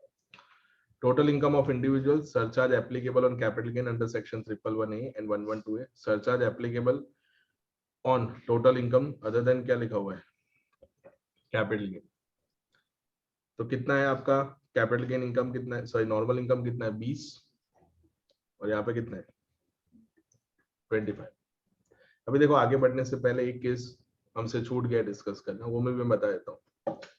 मान लो कि हमने प्रज्ञेश का बात किया, प्रज्ञेश की सैलरी 1 करोड़ 20 लाख नहीं है, कितनी सैलरी उसकी? 25 लाख, और उसने इस साल टीसीएस के कुछ शेयर्स बेचे। मान लो 50,000 शेयर्स थे, उसमें से सारे नहीं बेचे, 1000 शेयर्स बेचे। ठीक है, तो उसकी इनकम कितनी हो जाएगी? कैपिटल गेन की कितनी इनकम है? 3 करोड़। सो टोटल इनकम कितनी हो गई उसकी? कितनी इनकम होगी टोटल? 3 करोड़ 25 लाख। ये उनकी क्या है दोस्तों? ये उनकी कौन सी इनकम है? टोटल। तो अभी आप क्या बोलोगे? 3 करोड़ के ऊपर कितना सरचार्ज जाएगा? 15%। ऐसे 25 आना चाहिए ना, क्योंकि इनकम 2 से 5 की रेंज में है। 2 से 5 में कितना सरचार्ज लगता है? 25। बट उन्होंने बोला हम मैक्सिमम कितना लेंगे? 50। अभी प्रज्ञेश बोला देखो मेरी इनकम तो 25 लाख, तो मैं तो सरचार्ज पे करता ही नहीं था, तो अभी भी मैं नहीं पे करूंगा, 0% इस पे। गवर्नमेंट बोले ऐसा नहीं, अभी आपको मिनिमम कितना देना पड़ेगा? इस पे 15 दे रहे हो तो इस पे भी तो 15 देना ही पड़ेगा ना। समझ में आ गया? 15% सरचार्ज लगेगा। क्लियर हुआ? अग्री करते हो कि नहीं करते? अभी कितना लगेगा? इस पे 15% लग रहा है, 3 करोड़ पे कितना लग रहा है? 15 लग रहा है, तो बाकी की इनकम पे भी कितना लगेगा? 15 ही लगेगा। क्लियर हुआ? बाद में आप ऐसा नहीं बोल सकते कि नहीं वो इनकम तो मेरी 50 लाख से कम थी तो मैं तो उस पर सरचार्ज ही नहीं दूंगा। ऐसा नहीं, मिनिमम सब पे फिर कितना आ जाएगा? 15 आ जाएगा। क्लियर? अगर मान लो कि यहाँ पे 75 लाख होता तो आप क्या बोलते कि मैं तो कितना पे करूंगा, 10% ही पे करूंगा, 10% ही दूंगा। गवर्नमेंट नहीं, 10% नहीं देना पड़ेगा आपको। कितना देना पड़ेगा? 50। आप 10% इस पे कब दे सकते हो? जब यहाँ पे आपकी इनकम कितनी हो, 30 लाख रुपए हो, तो आप 10% देते हैं। नहीं, 30 लाख भी नहीं, कितना होता, 20 लाख रुपए होते तो आप कितना देते? 10% तो देते। समझ रहे हो ना मैं क्या बोल रहा हूँ?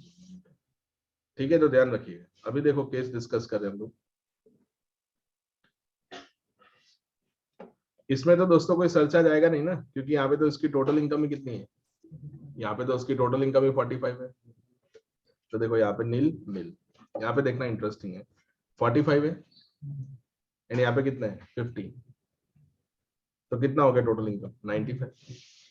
तो 10% तो देना पड़ेगा, इस पे भी 10 देना पड़ेगा, इस पे भी 10 देना पड़ेगा। फिर आप ऐसा नहीं बोल सकते ये तो एक्स्ट्रा इनकम थी, अगर ये नहीं हुई होती तो मैं तो सरचार्ज ही नहीं देता, ऐसी बात नहीं हो सकती। ठीक है, वो कब हो सकता है? जब रेट एक्सेलरेट होता है। प्रज्ञेश के केस में हमने जब डिस्कस किया 1 करोड़ 20 लाख उसकी सैलरी इनकम थी और कैपिटल गेन कितना था 15 करोड़, तो वो तो अनफेयर हो जाता ना कि हम 1 करोड़ 20 लाख पे कितना लगाए 37। तो इनिशियल फेज जब होता है पहला स्लैब, उसमें उन्होंने कुछ नहीं बोला, सेकंड में भी कुछ नहीं बोला, बाद में थर्ड एंड फोर्थ स्लैब जो 25 और 37 वाला है उसमें उन्होंने बोला कि हम 15% कर देंगे। तो देखो दोनों में ही रेट कितना है 10% और इधर भी कितना है 10। अभी थोड़ा बड़ा क्वेश्चन, ये कौन सी इनकम है?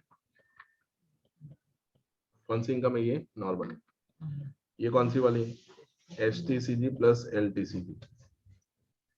ठीक है, ये आपको क्या दे रखा है? ये आपको टोटल दे रखा है, फिर ये आपको सरचार्ज दे रखा है, सरचार्ज ऑन किसके ऊपर? एलटीसीजी। और ये आपको क्या दे रखा है? Surcharge on which income? Normal income. ठीक है, तो ध्यान दीजिएगा सब। कितना इनकम है इधर? 45, कितना है 70, टोटल कितना होगा 115 हो गया। क्या यहाँ पे कोई दिक्कत हो रही है? यहाँ पे एसएससी को कोई प्रॉब्लम होनी चाहिए? मैक्सिमम सरचार्ज आप कितना बेयर कर सकते हो? 15%। 15 से ज्यादा होगा तो हम 15 कर देंगे, 15 होगा तो 15 ही देना है आपको। तो यहाँ पे तो वैसे भी कितना आ रहा है 15 ही आ रहा है ना, तो ऐसे तो कोई डिस्कस करके मतलब नहीं है। दोनों में कितना है 15। इधर देखना कितना है एग्जैक्टली, जो केस हमने थोड़ी देर पहले भी डिस्कस किया वही है 45 है। इधर कितना इनकम है 300, टोटल इनकम कितनी होगी? Otherwise the surcharge could have been the 25%। अगर ये रिलीफ नहीं दिया होता तो देना पड़ता ना 25। गवर्नमेंट ने बोला इस पे हम कितना लेंगे 15 लेंगे, तो ये दिख रहा है इधर 15। अभी इसको हटा दो तो इधर कितना बचा 45, तो इस पे थोड़ी ना आप 25 मांग सकते हो, इस पे तो कितना देना पड़ेगा 15। इस पर्टिकुलर इनकम पे 25 आप तभी मांग सकते हो जब ये खुद कितने से ज्यादा हो 2 करोड़ से। ठीक है, सो ये ध्यान रख, वो आ रहा है क्वेश्चन नीचे। अभी देखो आगे कितना है इधर 45, इधर कितना है 6, टोटल कितना हो गया 645, तो भी इधर दोनों में कितना है 15 60 30 कितना है 90, दोनों में कितना होगा 10 10। ये सब सिंपल है, 60 70 130 हुआ, तो दिक्कत ही नहीं है ना, दोनों में कितना आएगा 15 इधर देखो 60 300 कितना हो गया 360, इस पे 15 आएगा तो इस पे भी तो 15 ही आएगा ना, फिर आप ऐसा नहीं बोल सकते इस पे 10 दूंगा। 60 एंड 700 कितना हो गया 760, तो 15 आएगा ना दोनों में। अग्री करते हो? अभी इंटरेस्टिंग है देखिएगा, अभी कुछ क्वेश्चन स्टार्ट हो रहे, वो 150 एंड यहाँ पे कितना है 150 एंड 45, तो टोटल कितना हो 195। लकीली थोड़ा रह गया, तो दोनों में कितना आएगा 15 15। इधर देखो 150 है, इधर कितना है 250, तो ये 250 पे तो 15% आएगा। अभी ये देखो ये कौन सी रेंज में आ रहा है 1 करोड़ से ज्यादा है, बट 2 करोड़ से क्या है कम। ठीक है ना, मतलब 15% वाली रेंज है ना, तो 15% ही वो पे करेगा। क्लियर हो गया? नीचे देखिएगा कितना दिया हुआ है आपको 150 एंड कितना है 500, तो ये 500 पे तो 15 आएगा, और इसमें भी रेंज 1 करोड़ से ज्यादा बट 2 करोड़ से क्या है कम, तो इसमें भी 15, दोनों में क्या आएगा 15 15। क्लियर? अभी इसमें एक गलती है, ठीक है, वो आपको आइडेंटिफाई करनी है क्या गलती है। कितना है 300 और इधर कितना है 100, सो टोटल हो गया कितना, तो ये 15% तो सही है, बट इधर कितना आना चाहिए, ये तो रेंज से बाहर चला गया ना, 2 करोड़ से ज्यादा हो गया, तो 2 करोड़ से ज्यादा हो गया, तो ऐसे भी आप 25% तो दे रहे थे उसमें पहले भी, अगर मैं लॉन्ग टर्म कैपिटल गेन को इंक्लूड ना करूँ तो इधर कितना आना चाहिए 25। ठीक है, नीचे देखो 300 है और यहाँ पे कितना है 250, तो टोटल कितना हो गया 550। तो अभी आप ऐसा नहीं बोल सकते, देखो 550 हो गया ना, तो आप लॉन्ग टर्म पे 15 दे देना और बाकी पे 37 दे देना, क्योंकि 5 करोड़ से तो ज्यादा ही आपकी इनकम, ऐसा नहीं। तो देखो इस पे 250 पे कितना आएगा 15, और ये वाली इनकम 2 करोड़ से ज्यादा है बट 5 करोड़ से कम है, तो इधर कितना आएगा 20। इधर कितना है 600 और यहाँ पे कितना है 100, कितना हुआ टोटल 700। इस पे बोल सकता हूँ 15 आएगा और इस पे कितना आएगा, ये 5 करोड़ से ज्यादा है ना, तो इस पे कितना आएगा 37। क्लियर हो गया? कोई डाउट? कोई डाउट नहीं रहना चाहिए। मतलब मैक्सिमम जो सरचार्ज का रेट है in LTCG, in STCG and dividend income, वो कितना रहेगा 15, और अदर इनकम में 3725 तब होगा जब वो particular income without the inclusion of capital gain and dividend income वो उस लिमिट से ज्यादा हो जो स्लैब को चेंज करती है। ठीक है ना? क्लियर हो गया? फिर आपको टोटल इनकम नहीं देखना है, फिर वो पर्टिकुलर इनकम को ही देखना है। कोई डाउट हो तो पूछ लो।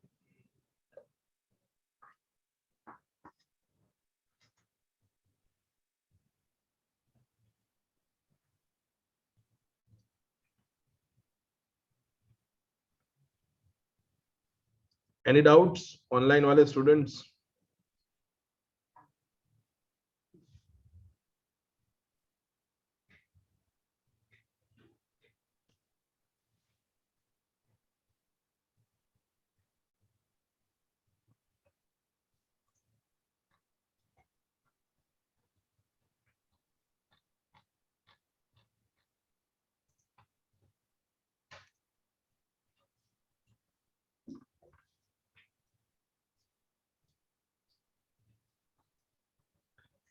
ठीक है, चलिए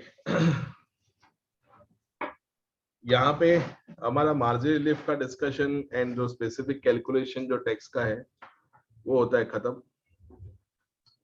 मतलब एक सेशन हमें और चाहिए होगा टू कंप्लीट द बेसिक्स। अभी पेज नंबर 12 के ऊपर आपको कुछ रेट्स दे रखे।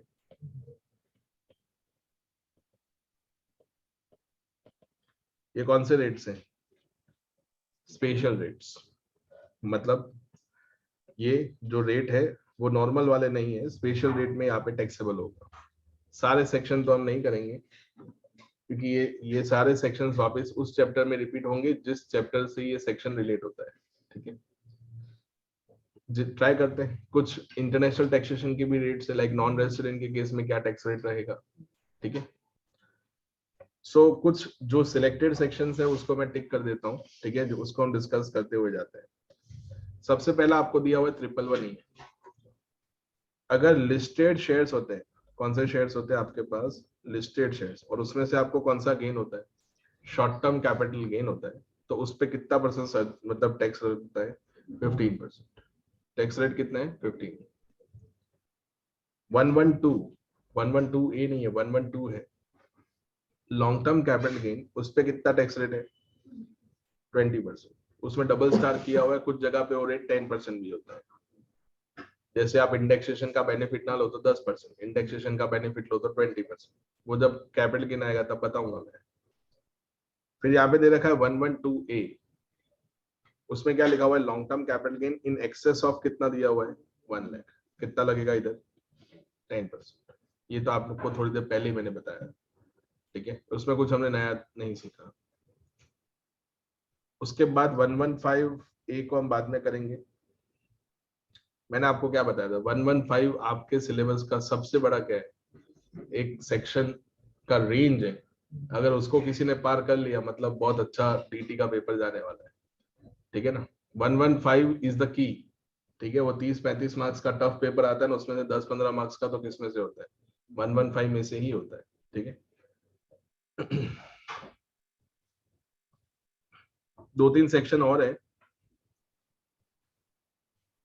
बीबीसी, बीबीडी, बीबीडी तो एबॉलिश हो गया, बीबीई एंड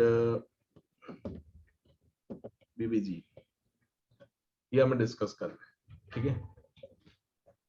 ये खत्म होगा तो सेशन भी खत्म हो जाएगा। बाकी के टैक्स रेट्स आपको मैं जब आगे चैप्टर में आएगा तब बताऊंगा। बीबीसी, ठीक है, ये इंपॉर्टेंट है, एग्जाम में आता है। कौन सा डोनेशन है, एनोनिमस डोनेशन।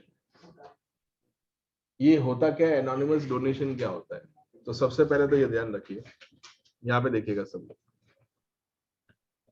एक असेसमेंट हम करेंगे, असेसमेंट ऑफ वेरियस पर्सन या वेरियस एंटिटीज आप बोल सकते हो।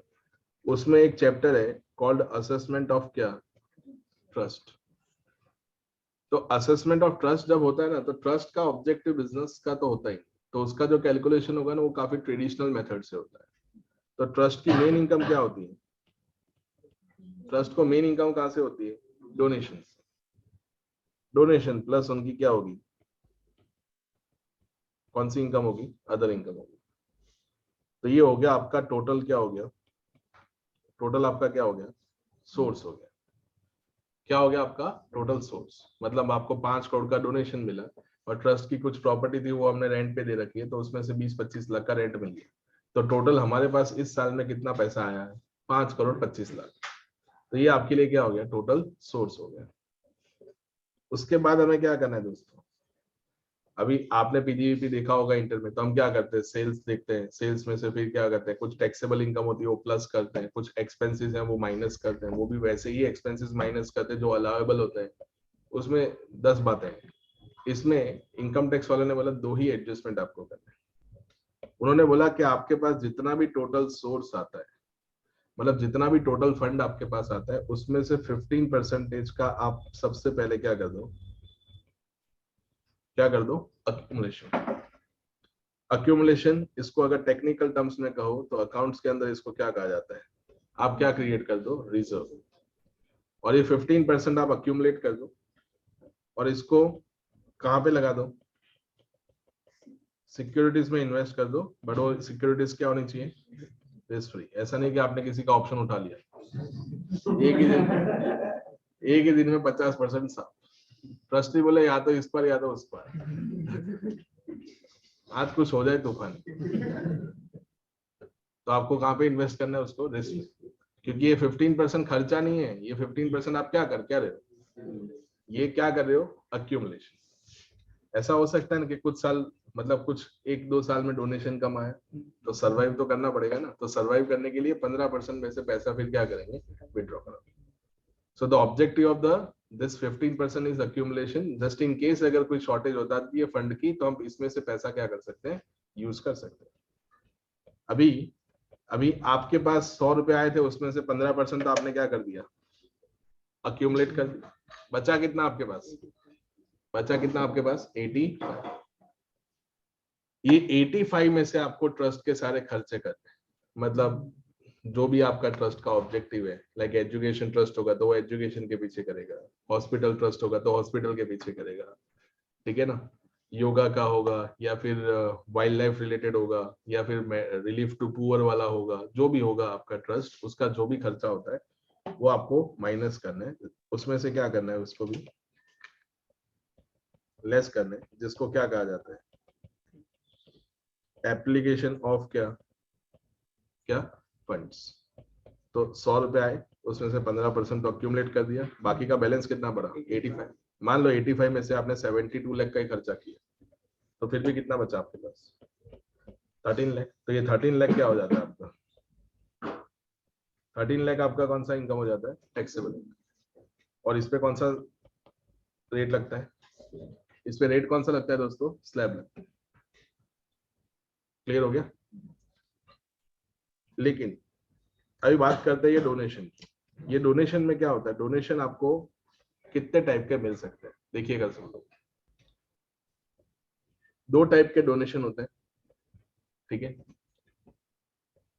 पहला होता है कौन सा डोनेशन, ध्यान से सुनना, कौन सा वाला donation, corpus donation. Corpus donation का क्या मतलब होता है? कॉर्पस डोनेशन का मतलब ये होता है कि ये जो डोनेशन आपको रिसीव हुआ है वो किसके साथ रिसीव हुआ है, विद अ पर्टिकुलर ऑब्जेक्टिव। मतलब ट्रस्ट में आपने देखा होगा कि बिल्डिंग बनाने के लिए हम पैसा लेते हैं, तो वो कॉर्पस एक्टिविटी होगी। So you are donating something for the which purpose, not for the general purpose but for the specific objective. Like कोई हॉस्पिटल ट्रस्ट है तो उसने ऐसा बोला कि हमें एक और बिल्डिंग बनाना है, या तो फिर हमें मेडिकल इक्विपमेंट्स परचेस करने हैं, सर्जिकल इक्विपमेंट्स परचेस करने हैं। So for that you are donating something, like 15 lakh रुपए का कुछ मशीन आता है मेडिकल का, तो उसके लिए आपने स्पेसिफिक डोनेशन किया, तो ये कौन सा डोनेशन हो जाता है? Corpus. Now the corpus donation जो होता है दोस्तों, वो कॉर्पस डोनेशन पूरी तरह से क्या है, एक्सेप्ट, उस पर टैक्स नहीं लगता। लेकिन दूसरा डोनेशन जो होता है वो कौन सा डोनेशन होता है? General donation. जनरल मतलब विदाउट एनी ऑब्जेक्टिव। तो अभी इनकम टैक्स वालों ने बोला कि जनरल डोनेशन के अंदर हम 2 कैटेगरी बनाएंगे। अभी ध्यान से सुनना, जनरल डोनेशन में उन्होंने 2 कैटेगरी बनाई। एक उन्होंने बनाई कौन सी कैटेगरी,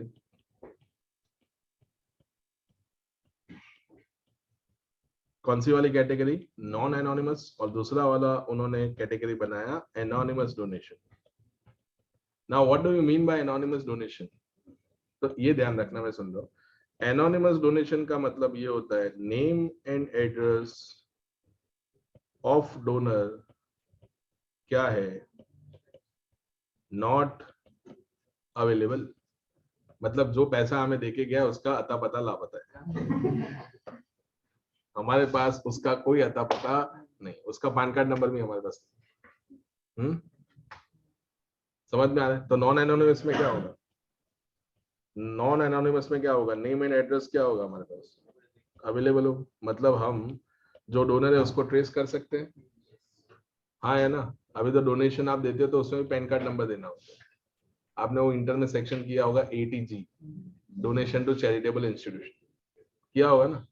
तो ATG में जब डोनेशन देते हो तो डिडक्शन लेने के लिए पैन कार्ड नंबर आपको ट्रस्ट को देना पड़ता है, तब जाके आपको ATG का डिडक्शन मिलता है। क्लियर हुआ?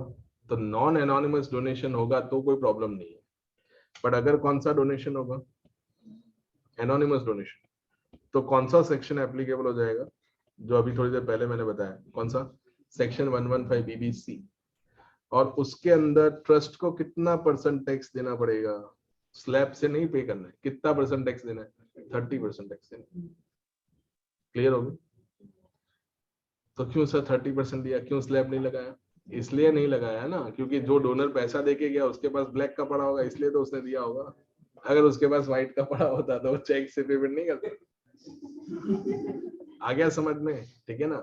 और वो चेक से देता तो ऊपर से उसको डिडक्शन भी तो मिलता है ना ATG का, हाँ है ना। तो अगर आपको कोई ऐसा, मतलब हमें तो ऐसे पेरेंट्स सिखाते हैं कि अगर जब आप दान करते हो तो नाम नहीं बताना है बेटा।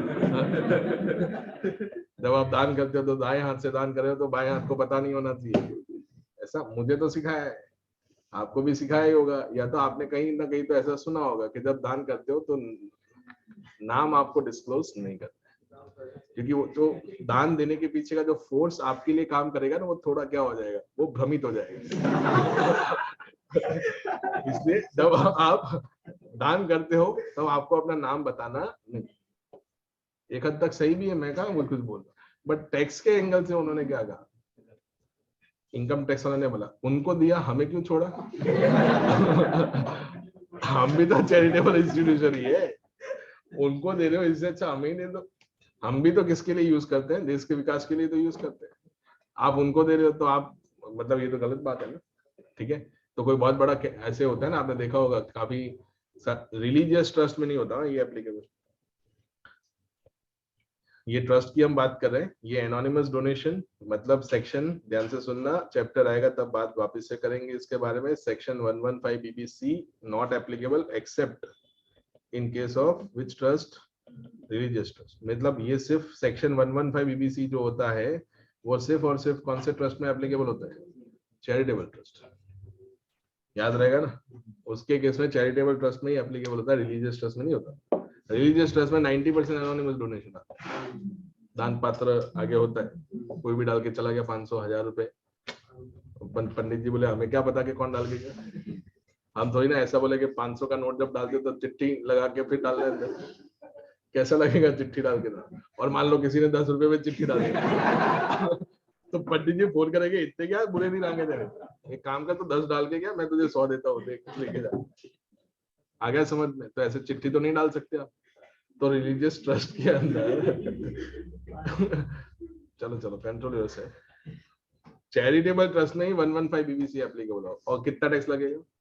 30%। उसमें भी कुछ रिडक्शन मिलता है बट वो अभी नहीं बता पाऊंगा मैं, तो ये ध्यान रखना। और क्या होता है इस पे फ्लैट 30 लगता है। मतलब क्या होगा, ये जो डोनेशन मैंने यहाँ पे लिखा है ना, डोनेशन वर्ड मैंने जो यहाँ पे लिखा है ना, इसमें वो एनोनिमस वाला पार्ट नहीं आएगा, ठीक है ना। उसको सेपरेटली क्या करना है, मतलब वो जो एनोनिमस डोनेशन आया उसमें से एक्यूमुलेशन नहीं होगा, ना ही एप्लीकेशन होगा। पहले उस पर कितना देने का, 30 देने का, बात खत्म। तो यहाँ पे कौन सा वाला डोनेशन आएगा, यहाँ पे कौन सा वाला डोनेशन होगा, नेम एंड एड्रेस जिसका क्या होता है अवेलेबल। नेम एंड एड्रेस से मेरा मतलब है कि जो केवाईसी होता है वो कंप्लीट है उसका। हमारे पास उसका क्या है, पैन कार्ड नंबर है किसका, डोनर का। याद रहेगा, ठीक है। सो ये ध्यान रखना। कितना देखो दिख रहा है आपको, कितना परसेंट टैक्स है, 30% टैक्स है, ये याद रहे। नाउ अभी एक और सेक्शन, कौन सा, सेक्शन 115 बीबीडी। अभी ये वाला सेक्शन क्या है, ध्यान से समझना।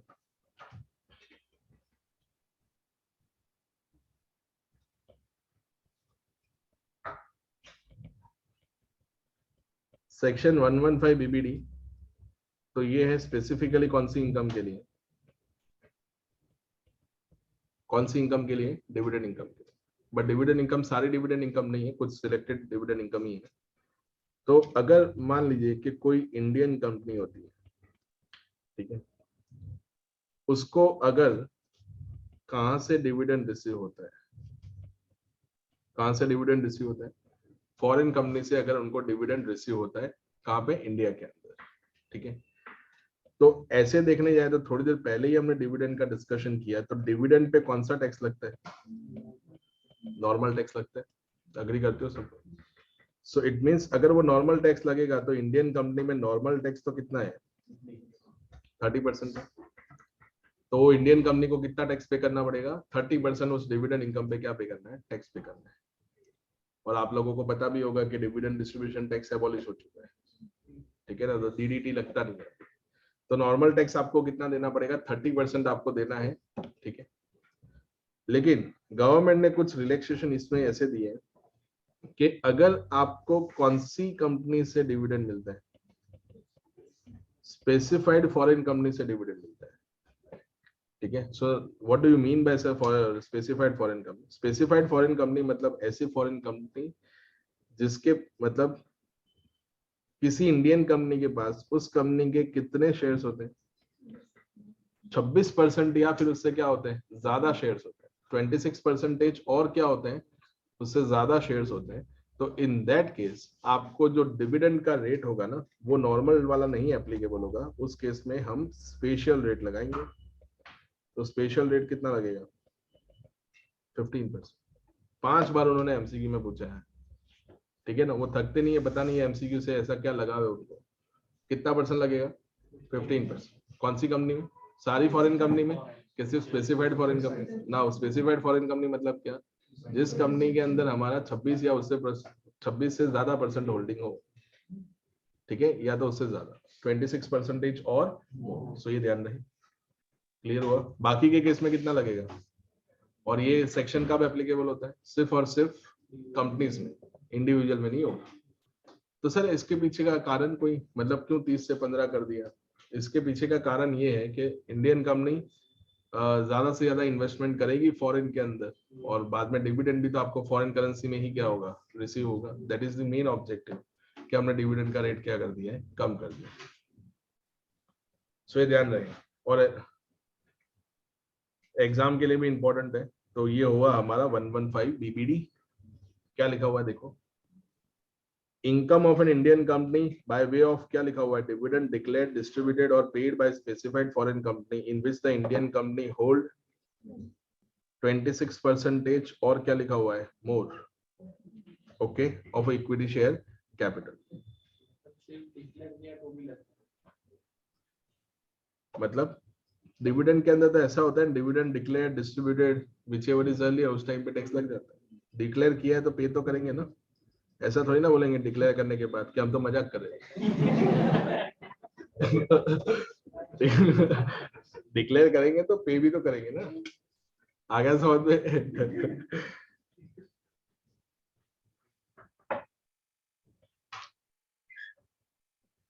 ना एक और important section, section 115 BBE and last BBG, फिर हम सेशन को खत्म करते हैं। दोनों में टाइम जाएगा हमारा, बीबीई में ज्यादा जाएगा। ये तो आपने मे बी इंटरमीडिएट लेवल पे सुना होगा। देखिएगा सेक्शन 115 बीबीई। सो इसमें उन्होंने टैक्स रेट बताया हुआ है, tax rate in case of which income, undisclosed income. मतलब क्या होता है कि ऐसी इनकम जो आपने क्या की है, डिस्क्लोज नहीं, और सब्सिक्वेंटली हमने उसको डिस्कवर किया, ठीक है ना, विच इज apparent from क्या होता है, बुक्स। बुक्स मतलब ये आपने नहीं सीखा होगा इंटर में, तो अभी ध्यान रखना, खुद के बुक भी हो सकते हैं और किसी और के भी बुक्स हो सकते हैं। मतलब जब आपका खुद का स्क्रूटिनी हो रहा था तो भी देख सकते हैं, या तो हम किसी और टैक्स पेयर का क्या कर रहे थे, स्क्रूटिनी कर रहे थे, तब हमें पता चला। मतलब क्या हुआ है, आपने कोई इन्वेस्टमेंट किया है, ध्यान से सुनना, ठीक है, आपने कोई इन्वेस्टमेंट किया है, बट वो इन्वेस्टमेंट के बारे में हमें आपने डिस्क्लोज नहीं किया। इसका मतलब क्या होगा, आपने इन्वेस्टमेंट किया होगा, उसके लिए पैसा कहीं से अरेंज किया होगा, वो पैसा आपके पास कहीं से तो आया होगा जो आपने हमें डिस्क्लोज नहीं किया, क्योंकि आपने हमें डिस्क्लोज किया होता तो हम टैक्स लगा देते आपके ऊपर, बट आपने सब छुपा के रखा। अभी हमें सब्सिक्वेंटली डिस्कवर हुआ। अभी डिस्कवर कैसे हुआ, सर्च के थ्रू नहीं हुआ, सर्वे के थ्रू नहीं हुआ, इंस्पेक्शन के थ्रू नहीं हुआ। ये आगे सर्च वाले चैप्टर में मैं वापस रिपीट करूंगा, अभी ध्यान रखना। मैंने आपके यहाँ पे सर्च नहीं किया, ना ही मैंने आपके यहाँ पे कोई भी सर्वे किया है। अगर सर्च एंड सर्वे हुआ होगा तो ये सेक्शन एप्लीकेबल नहीं होगा, वो तो बाद में सर्च एंड सीजर वाला एप्लीकेबल होगा। तो मैं एज एन असेसिंग ऑफिसर, मैं आपके बुक्स ऑफ अकाउंट का क्या कर रहा था, असेसमेंट कर रहा था, and during the course of the assessment मुझे कुछ पता चला कि आपने कुछ इन्वेस्टमेंट्स या फिर कुछ एक्सपेंडिचर्स या फिर कुछ ऐसी इनकम है जिसको आपने डिस्क्लोज नहीं, आपने कोई एक्सपेंडिचर डिस्क्लोज किए, बट वो सारे के सारे expenditures bogus expenditures, all are the dummy expenses, ठीक है। So during the course of assessment मुझे ये पता चला है, और मैंने क्या वर्ड यहाँ पे लिखा है, apparent फ्रॉम बुक्स। आपके बुक्स ऑफ अकाउंट से मुझे पता चला है कि आपने अभी तक कुछ इनकम को क्या रखा हुआ है, अनडिस्क्लोज रखा हुआ है। नाउ द बुक्स मींस, ये इंटर में नहीं पढ़ा था, इंटर में तो सिर्फ टैक्स रेट पढ़ा था। तो apparent फ्रॉम बुक्स मतलब किसके बुक्स, खुद के बुक्स। तो मेरे बुक से पता चला उसको, या तो मान लो कि मैं बात करता हूँ, मैंने और पार्थ ने कोई ट्रांजेक्शन किया था, ठीक है ना, अभी मेरे बुक में एंट्री नहीं है, पर पार्थ ने अपने बुक्स में एंट्री की है, तो उसका कोई और एओ था जो पार्थ के बुक्स का क्या कर रहा था, असेसमेंट कर रहा था, और उसके बुक्स में मेरे बुक्स का एंट्री था जो मैंने मेरे बुक में नहीं किया। उसने अपने बुक में एंट्री किया हुआ है कि मैंने सर को एक इमूवेबल प्रॉपर्टी बेचा हुआ है, वो बिल्डर है मान लो, मैंने एक सर को इमूवेबल प्रॉपर्टी बेचा हुआ है 5 करोड़ रुपए का, उसने तो अपने बुक में एंट्री दे दिया, मेरे बुक में 5 करोड़ कहीं आया ही नहीं। इनकम टैक्स वाले बहुत बात छुपाते हो आप हमसे।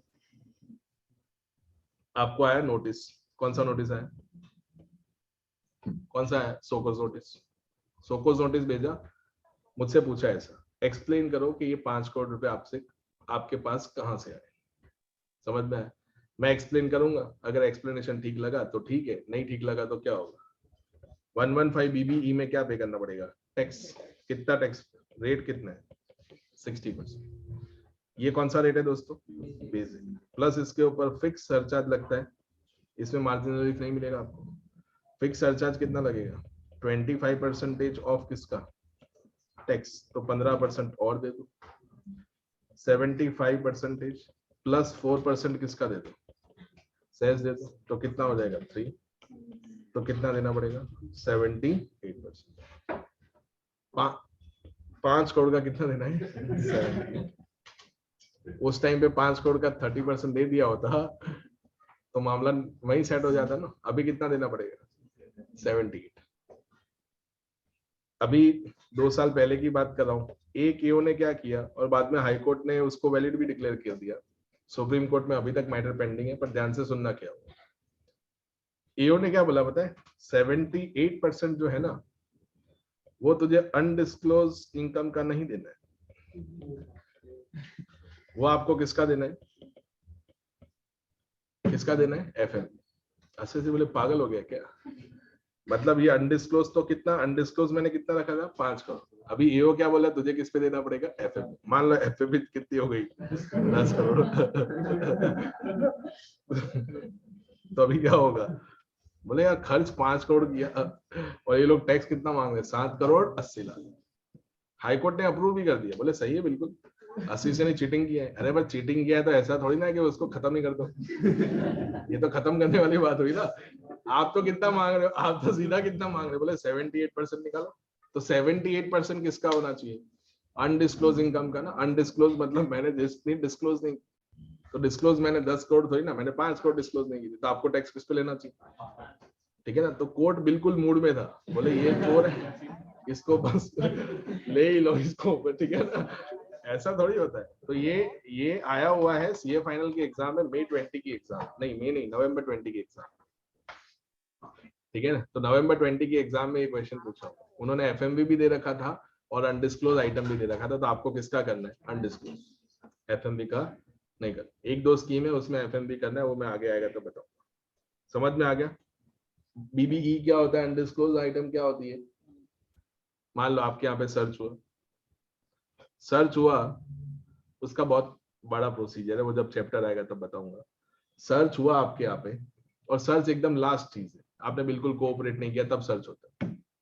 आपको समन दिया, समन मतलब बुलाया आपको, नहीं आ रहे हो, दूसरी बार समन दिया, तीसरी बार दिया, फिर भी नहीं आ रहे, या 3-4 साल पहले आपको समन दिया था आप आए नहीं, इस साल समन दिया नहीं, सीधा हम घर पे ही आ गए या फिर ऑफिस पे ही आ गए, ठीक है ना। ये सारी प्रोसीजर होती है। तो अभी सर्च होगा तो उसमें थोड़ी ना बुक्स ऑफ अकाउंट अपेरेंटली हम देखेंगे, उसमें तो जो पड़ा होगा सब कुछ क्या कर देंगे, सीज कर देंगे। तो उसका असेसमेंट अलग से, और सर्च में तो 10 साल का असेसमेंट एक साथ खुलता है। कितने साल का, आज सर्च हुआ 2021 के अंदर, तो 2011 से जितने भी असेसमेंट होंगे वो सारे के सारे क्या हो जाएंगे, रीओपन हो जाएंगे, ठीक है। तो ये जो सेक्शन है स्टूडेंट गलती करते हैं, क्या है कि ये बोले ये 78% तो रेट किसका है, सर्च का है, सर्च का नहीं है, ये किसका है अनडिस्क्लोज का। बट अनडिस्क्लोज कहां से डिस्कवर होता है, during the course of search और during the course of assessment, during the course of assessment. मैं जब असेसमेंट कर रहा हूं तब मुझे पता चल, आपको समझ में आ रहा है मैं क्या बोल रहा हूँ। मैं ऑफिस में बैठ के एसएससी के बुक्स ऑफ अकाउंट चेक कर रहा हूँ, मुझे कुछ ऐसी आइटम मिल गई जो उसने डिस्क्लोज नहीं किया। एक मुझे मान लो कि उसके बैलेंस शीट में मुझे कैश क्रेडिट मिल गया अनसिक्योर्ड लोन का, क्या unsecured loan, friend from, sorry नहीं, लोन फ्रॉम फ्रेंड, ये एंट्री उसने मारी। आपने बोला कृपया ये फ्रेंड का नाम बताए उसने नाम बताया, उसने उसके बुक्स में जाके चेक किया, क्रॉस स्क्रूटिनी किया, कुछ था ही नहीं, ठीक है ना। फ्रेंड को भी पूछा क्या आपने लोन दिया है, बोले लोन तो छोड़ो मुझे उससे मैं उसको जानता तक नहीं हूँ, ठीक है ना। तो ये तो हो गया ना, गलत बात हो गई ना। तो इस केस में उन्होंने इस तरह से बोला हुआ है कि नहीं अगर अनसिक्योर्ड होगा तो ये इस केस में, ये तो आपने बुक एंट्री किया हुआ है, तो लाओ आप हमें बताओ कि क्या आपका एक्चुअल में क्या प्लान है। अगर आंसर सेटिस्फैक्ट्री निकला तो कोई प्रॉब्लम नहीं है, अगर नहीं निकला सेटिस्फैक्ट्री तो फिर लाइक ऐसा भी है कि आपने कुछ बोगस एक्सपेंडिचर क्लेम किया, डमी एक्सपेंसेस, आपके यहाँ पे कुछ कैजुअल वर्कर्स आते हैं, ऐसा आप बुक्स में बोलते हो, को आता कोई नहीं तो इस केस में क्या होगा, आप ऐसे ही डमी एक्सपेंसेस डेबिट कर रहे हो ना, तो आप बोलोगे ना कि लाओ डिटेल निकालो पेमेंट किया उसका, बोले सर डिटेल तो नहीं है, ये बुक है उसमें आपने हाथों से लिखा हुआ है, चिट्ठी में कुछ लिखा ही है और कुछ बता दे, बोले ये एडमिसेबल नहीं है, ये क्या किया आपने। और बहुत प्लानिंग के साथ किया, उसको भी पता है 10,000 रुपए से ज्यादा पेमेंट कैश में बताना नहीं है, ठीक है, अदरवाइज तो वैसे ही वो डिसअलाउ हो जाएगा। तो बीबीई जो है वो ऐसा काम करता है कि जो during the course of assessment हमें पता चला and during the course of the assessment of other person as well. Search की बात नहीं चल रही है। सर्च में तो सीधा क्या होता है, वो लोग जाएंगे, सीज करेंगे जो भी उनके पास सीज करने के लिए अथॉरिटी है। आपको पता है कितना सीज होता है? कभी सुना है आपने? सबने रेड मूवी तो देखा होगा। तो रेड मूवी में उन्होंने गोल्ड सीज किया, बट गोल्ड सीज करने का भी एक क्वांटम होता है, सारा सीज नहीं हो सकता है। आपको पर मेंबर 50 ग्राम छोड़ के जाना पड़ता है। कितना छोड़ के जाना पड़ता है? 50 ग्राम। ठीक है ना, 50 ग्राम हर मेंबर के लिए छोड़ के जाना है, मतलब जितने बच्चे बच्चे सबके लिए छोड़ के जाना है। ठीक है ना। तो ये बाद में कुछ कैश भी आपको छोड़ के जानी है। अगर मान लो कि फीमेल है और मैरिड है तो 100 ग्राम छोड़ के जाना है, मेल के लिए 20 ग्राम छोड़ के जाना है। अलग अलग कैटेगरीज है उसके अंदर। ओके, सो सर्च की बात नहीं चल रही है। ये जो आपने केस डिस्कस किया ना, उसमें बेयर मार्केट वैल्यू वैसे तो वैलिड है क्योंकि उसका इंटेंशन था। ऐसा नहीं है, बट नहीं ऐसा नहीं। वो एक स्टूडेंट का ऑनलाइन डाउट ये है कि एफएमवी ही होना चाहिए, कि उसका इंटेंशन तो क्या था, टैक्स इवेड करने का था। बट मैं ऐसा बोल रहा हूँ at that point of time कितना इनकम अनडिस्क्लोज था? 5 करोड़ ना। तो आप टैक्स किस पे ले सकते हो? 5। 10 करोड़ उसका एफएमवी है, मान लो के 5 का 10 हो गया, तो 5 का 10 हुआ तो उसकी नीयत में खोट आई। मान लो 5 का 3 हो गया होता तो असेसी बोले अभी लो एफएमवी पे। क्यों? क्योंकि अभी आपको किस पे देना पड़ेगा? 5 की जगह 3 पे देना पड़ेगा। बोले नहीं, अभी हम 3 पे नहीं लेंगे, अभी हम कितने पे लेंगे? 5। तो ऐसा नहीं हो सकता ना। अभी मैंने 10 साल पहले कोई पैसा खर्च किया है तो टैक्स किस पे लगेगा? आज की जो वैल्यू होगी उस पर थोड़ी ना लगेगा। वो तो कब लगेगा? 10 साल पहले जो पैसा आपने खर्च किया होगा उसी पे लगेगा, एफएमवी पे नहीं लग सकता। कुछ स्कीम है बट उसमें मैं जस्टिफाई करूंगा कि क्यों एफएमवी, इसमें नहीं हो सकता है। उस पे इंटरेस्ट भी लगेगा वहां से डिस्क्लोज किया हो। हाँ, मतलब वो लोग पेनल्टी लगाएंगे। इंटरेस्ट तो आईटीआर में इस तरह से नहीं होता। इंटरेस्ट तो ITR to ITR he count होता है। सर आपके हिसाब से वो जजमेंट आ सकता है कि एफएमवी पे नहीं लेना है, सुप्रीम कोर्ट वही बोलेगा। अभी मैटर पेंडिंग है सुप्रीम कोर्ट में। एफएमवी पे नहीं जा सकते ना। लॉजिकली आप ऐसा बोल सकते हो कि उसने गलत किया है, बट भारत के संविधान के अंदर जो गलत करने वाला होता है उसके लिए भी कुछ रेमेडियल एक्शंस होती है। ठीक है ना। आप ऐसा नहीं है कि कोई गलती कर रहा है तो इसका मतलब आप उसको क्या कर दो, पूरी तरह से निपटा दो। अभी ये यूपी में हुआ है ना सर्च। अभी नॉर्मली क्या होता है कि देखो,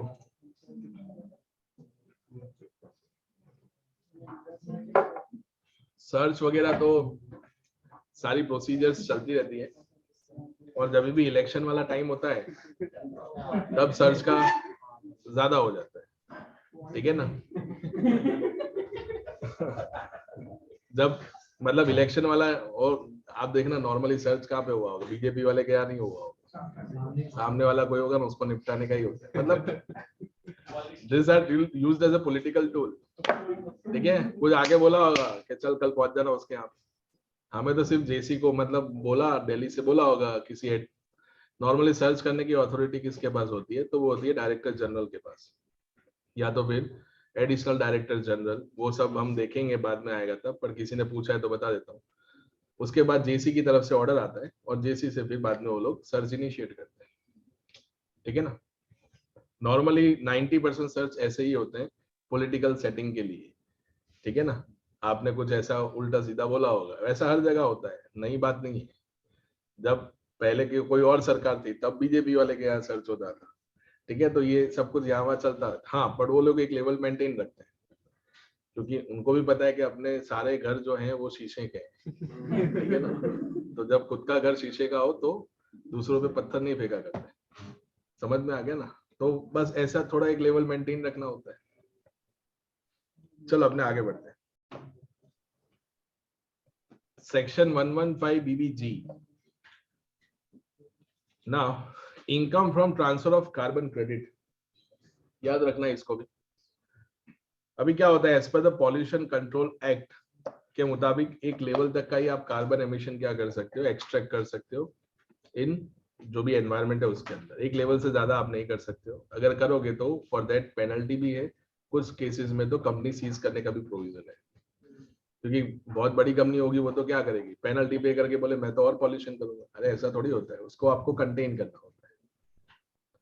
तो ये मान लीजिए कि मैं एक कंपनी हूँ, दूसरा कोई कंपनी है, मेरा पॉल्यूशन कम होता है, मेरे पास कार्बन एमिशन पॉइंट पड़े हुए हैं, ठीक है, उसमें क्रेडिट पॉइंट्स होते हैं। तो किसी और कंपनी के वो एमिशन पॉइंट क्या हो चुके हैं, एग्जॉस्ट हो चुके हैं, खत्म हो चुके हैं, ठीक है। तो अभी वो मुझसे वो कार्बन क्रेडिट पॉइंट क्या कर सकते हैं, मांग सकते हैं। तो वो क्रेडिट पॉइंट मैं किसको ट्रांसफर कर दूंगा, जिसके पास खत्म हो चुके हैं या तो जिसकी लिमिट क्या हो चुकी है, रीच आउट हो चुकी है, उसको मैं दे दूंगा। समझ में आ रहा है ना मैं क्या बोल रहा हूँ? तो वो रीच आउट हो जाएगा तो मैं उसको दे दूंगा, बोले तुम अभी प्रोडक्शन करो, जो आपको करना है वो करो। तो ये वन काइंड ऑफ तो क्या हो गया दोस्तों, बिजनेस इनकम ही हो गया। बट उन्होंने बोला कि इस बिजनेस इनकम पे हम 30% टैक्स नहीं लगाएंगे। इस पे टैक्स कितना लगेगा, तो यहाँ पे लिखा income from transfer of carbon credit, कितना टैक्स लगेगा, 10% टैक्स लगेगा। याद रहेगा, तो ये ध्यान रखिएगा। कार्बन क्रेडिट अगर आप ट्रांसफर करते हो तो उस पर टैक्स कितना है, 10% है, ठीक है। कोई डाउट हो तो पूछ लो। देखो सेक्शन सारे आपको याद रखने, मैंने ख्याल से हमने कुछ 12-13 सेक्शन डिस्कस किए। ये वापस से आगे क्या होंगे, डिस्कस होंगे, वापस से रिपीट होंगे।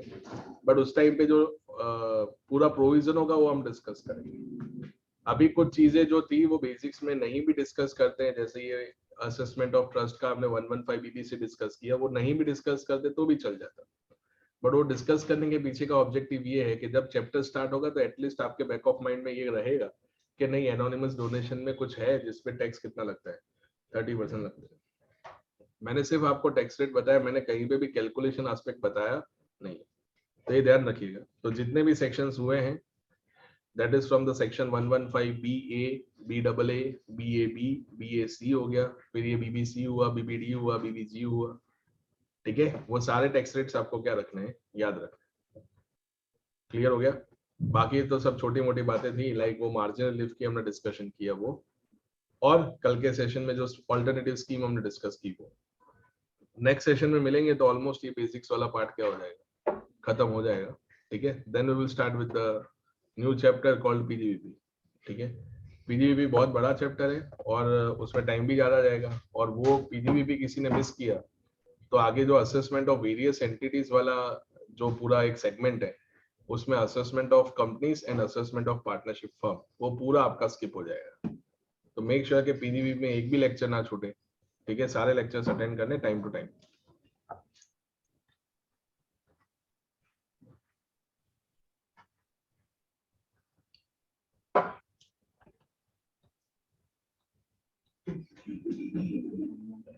सर इंडिविजुअल में सर इंडिविजुअल में जैसे ऑल्टरनेटिव है 115 बीबीसी, वैसे फर्म में भी है 115 जेसी। फर्म में कोई ऑल्टरनेटिव स्कीम नहीं है। 115 JC is a AMT, alternate minimum tax, not a alternative taxation system.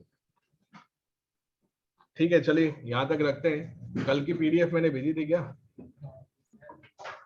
ठीक है, मैं आज की और कल की दोनों भेज देता हूँ। चलो दोस्तों, मिलते हैं, तब तक के लिए गुड बाय, टेक केयर।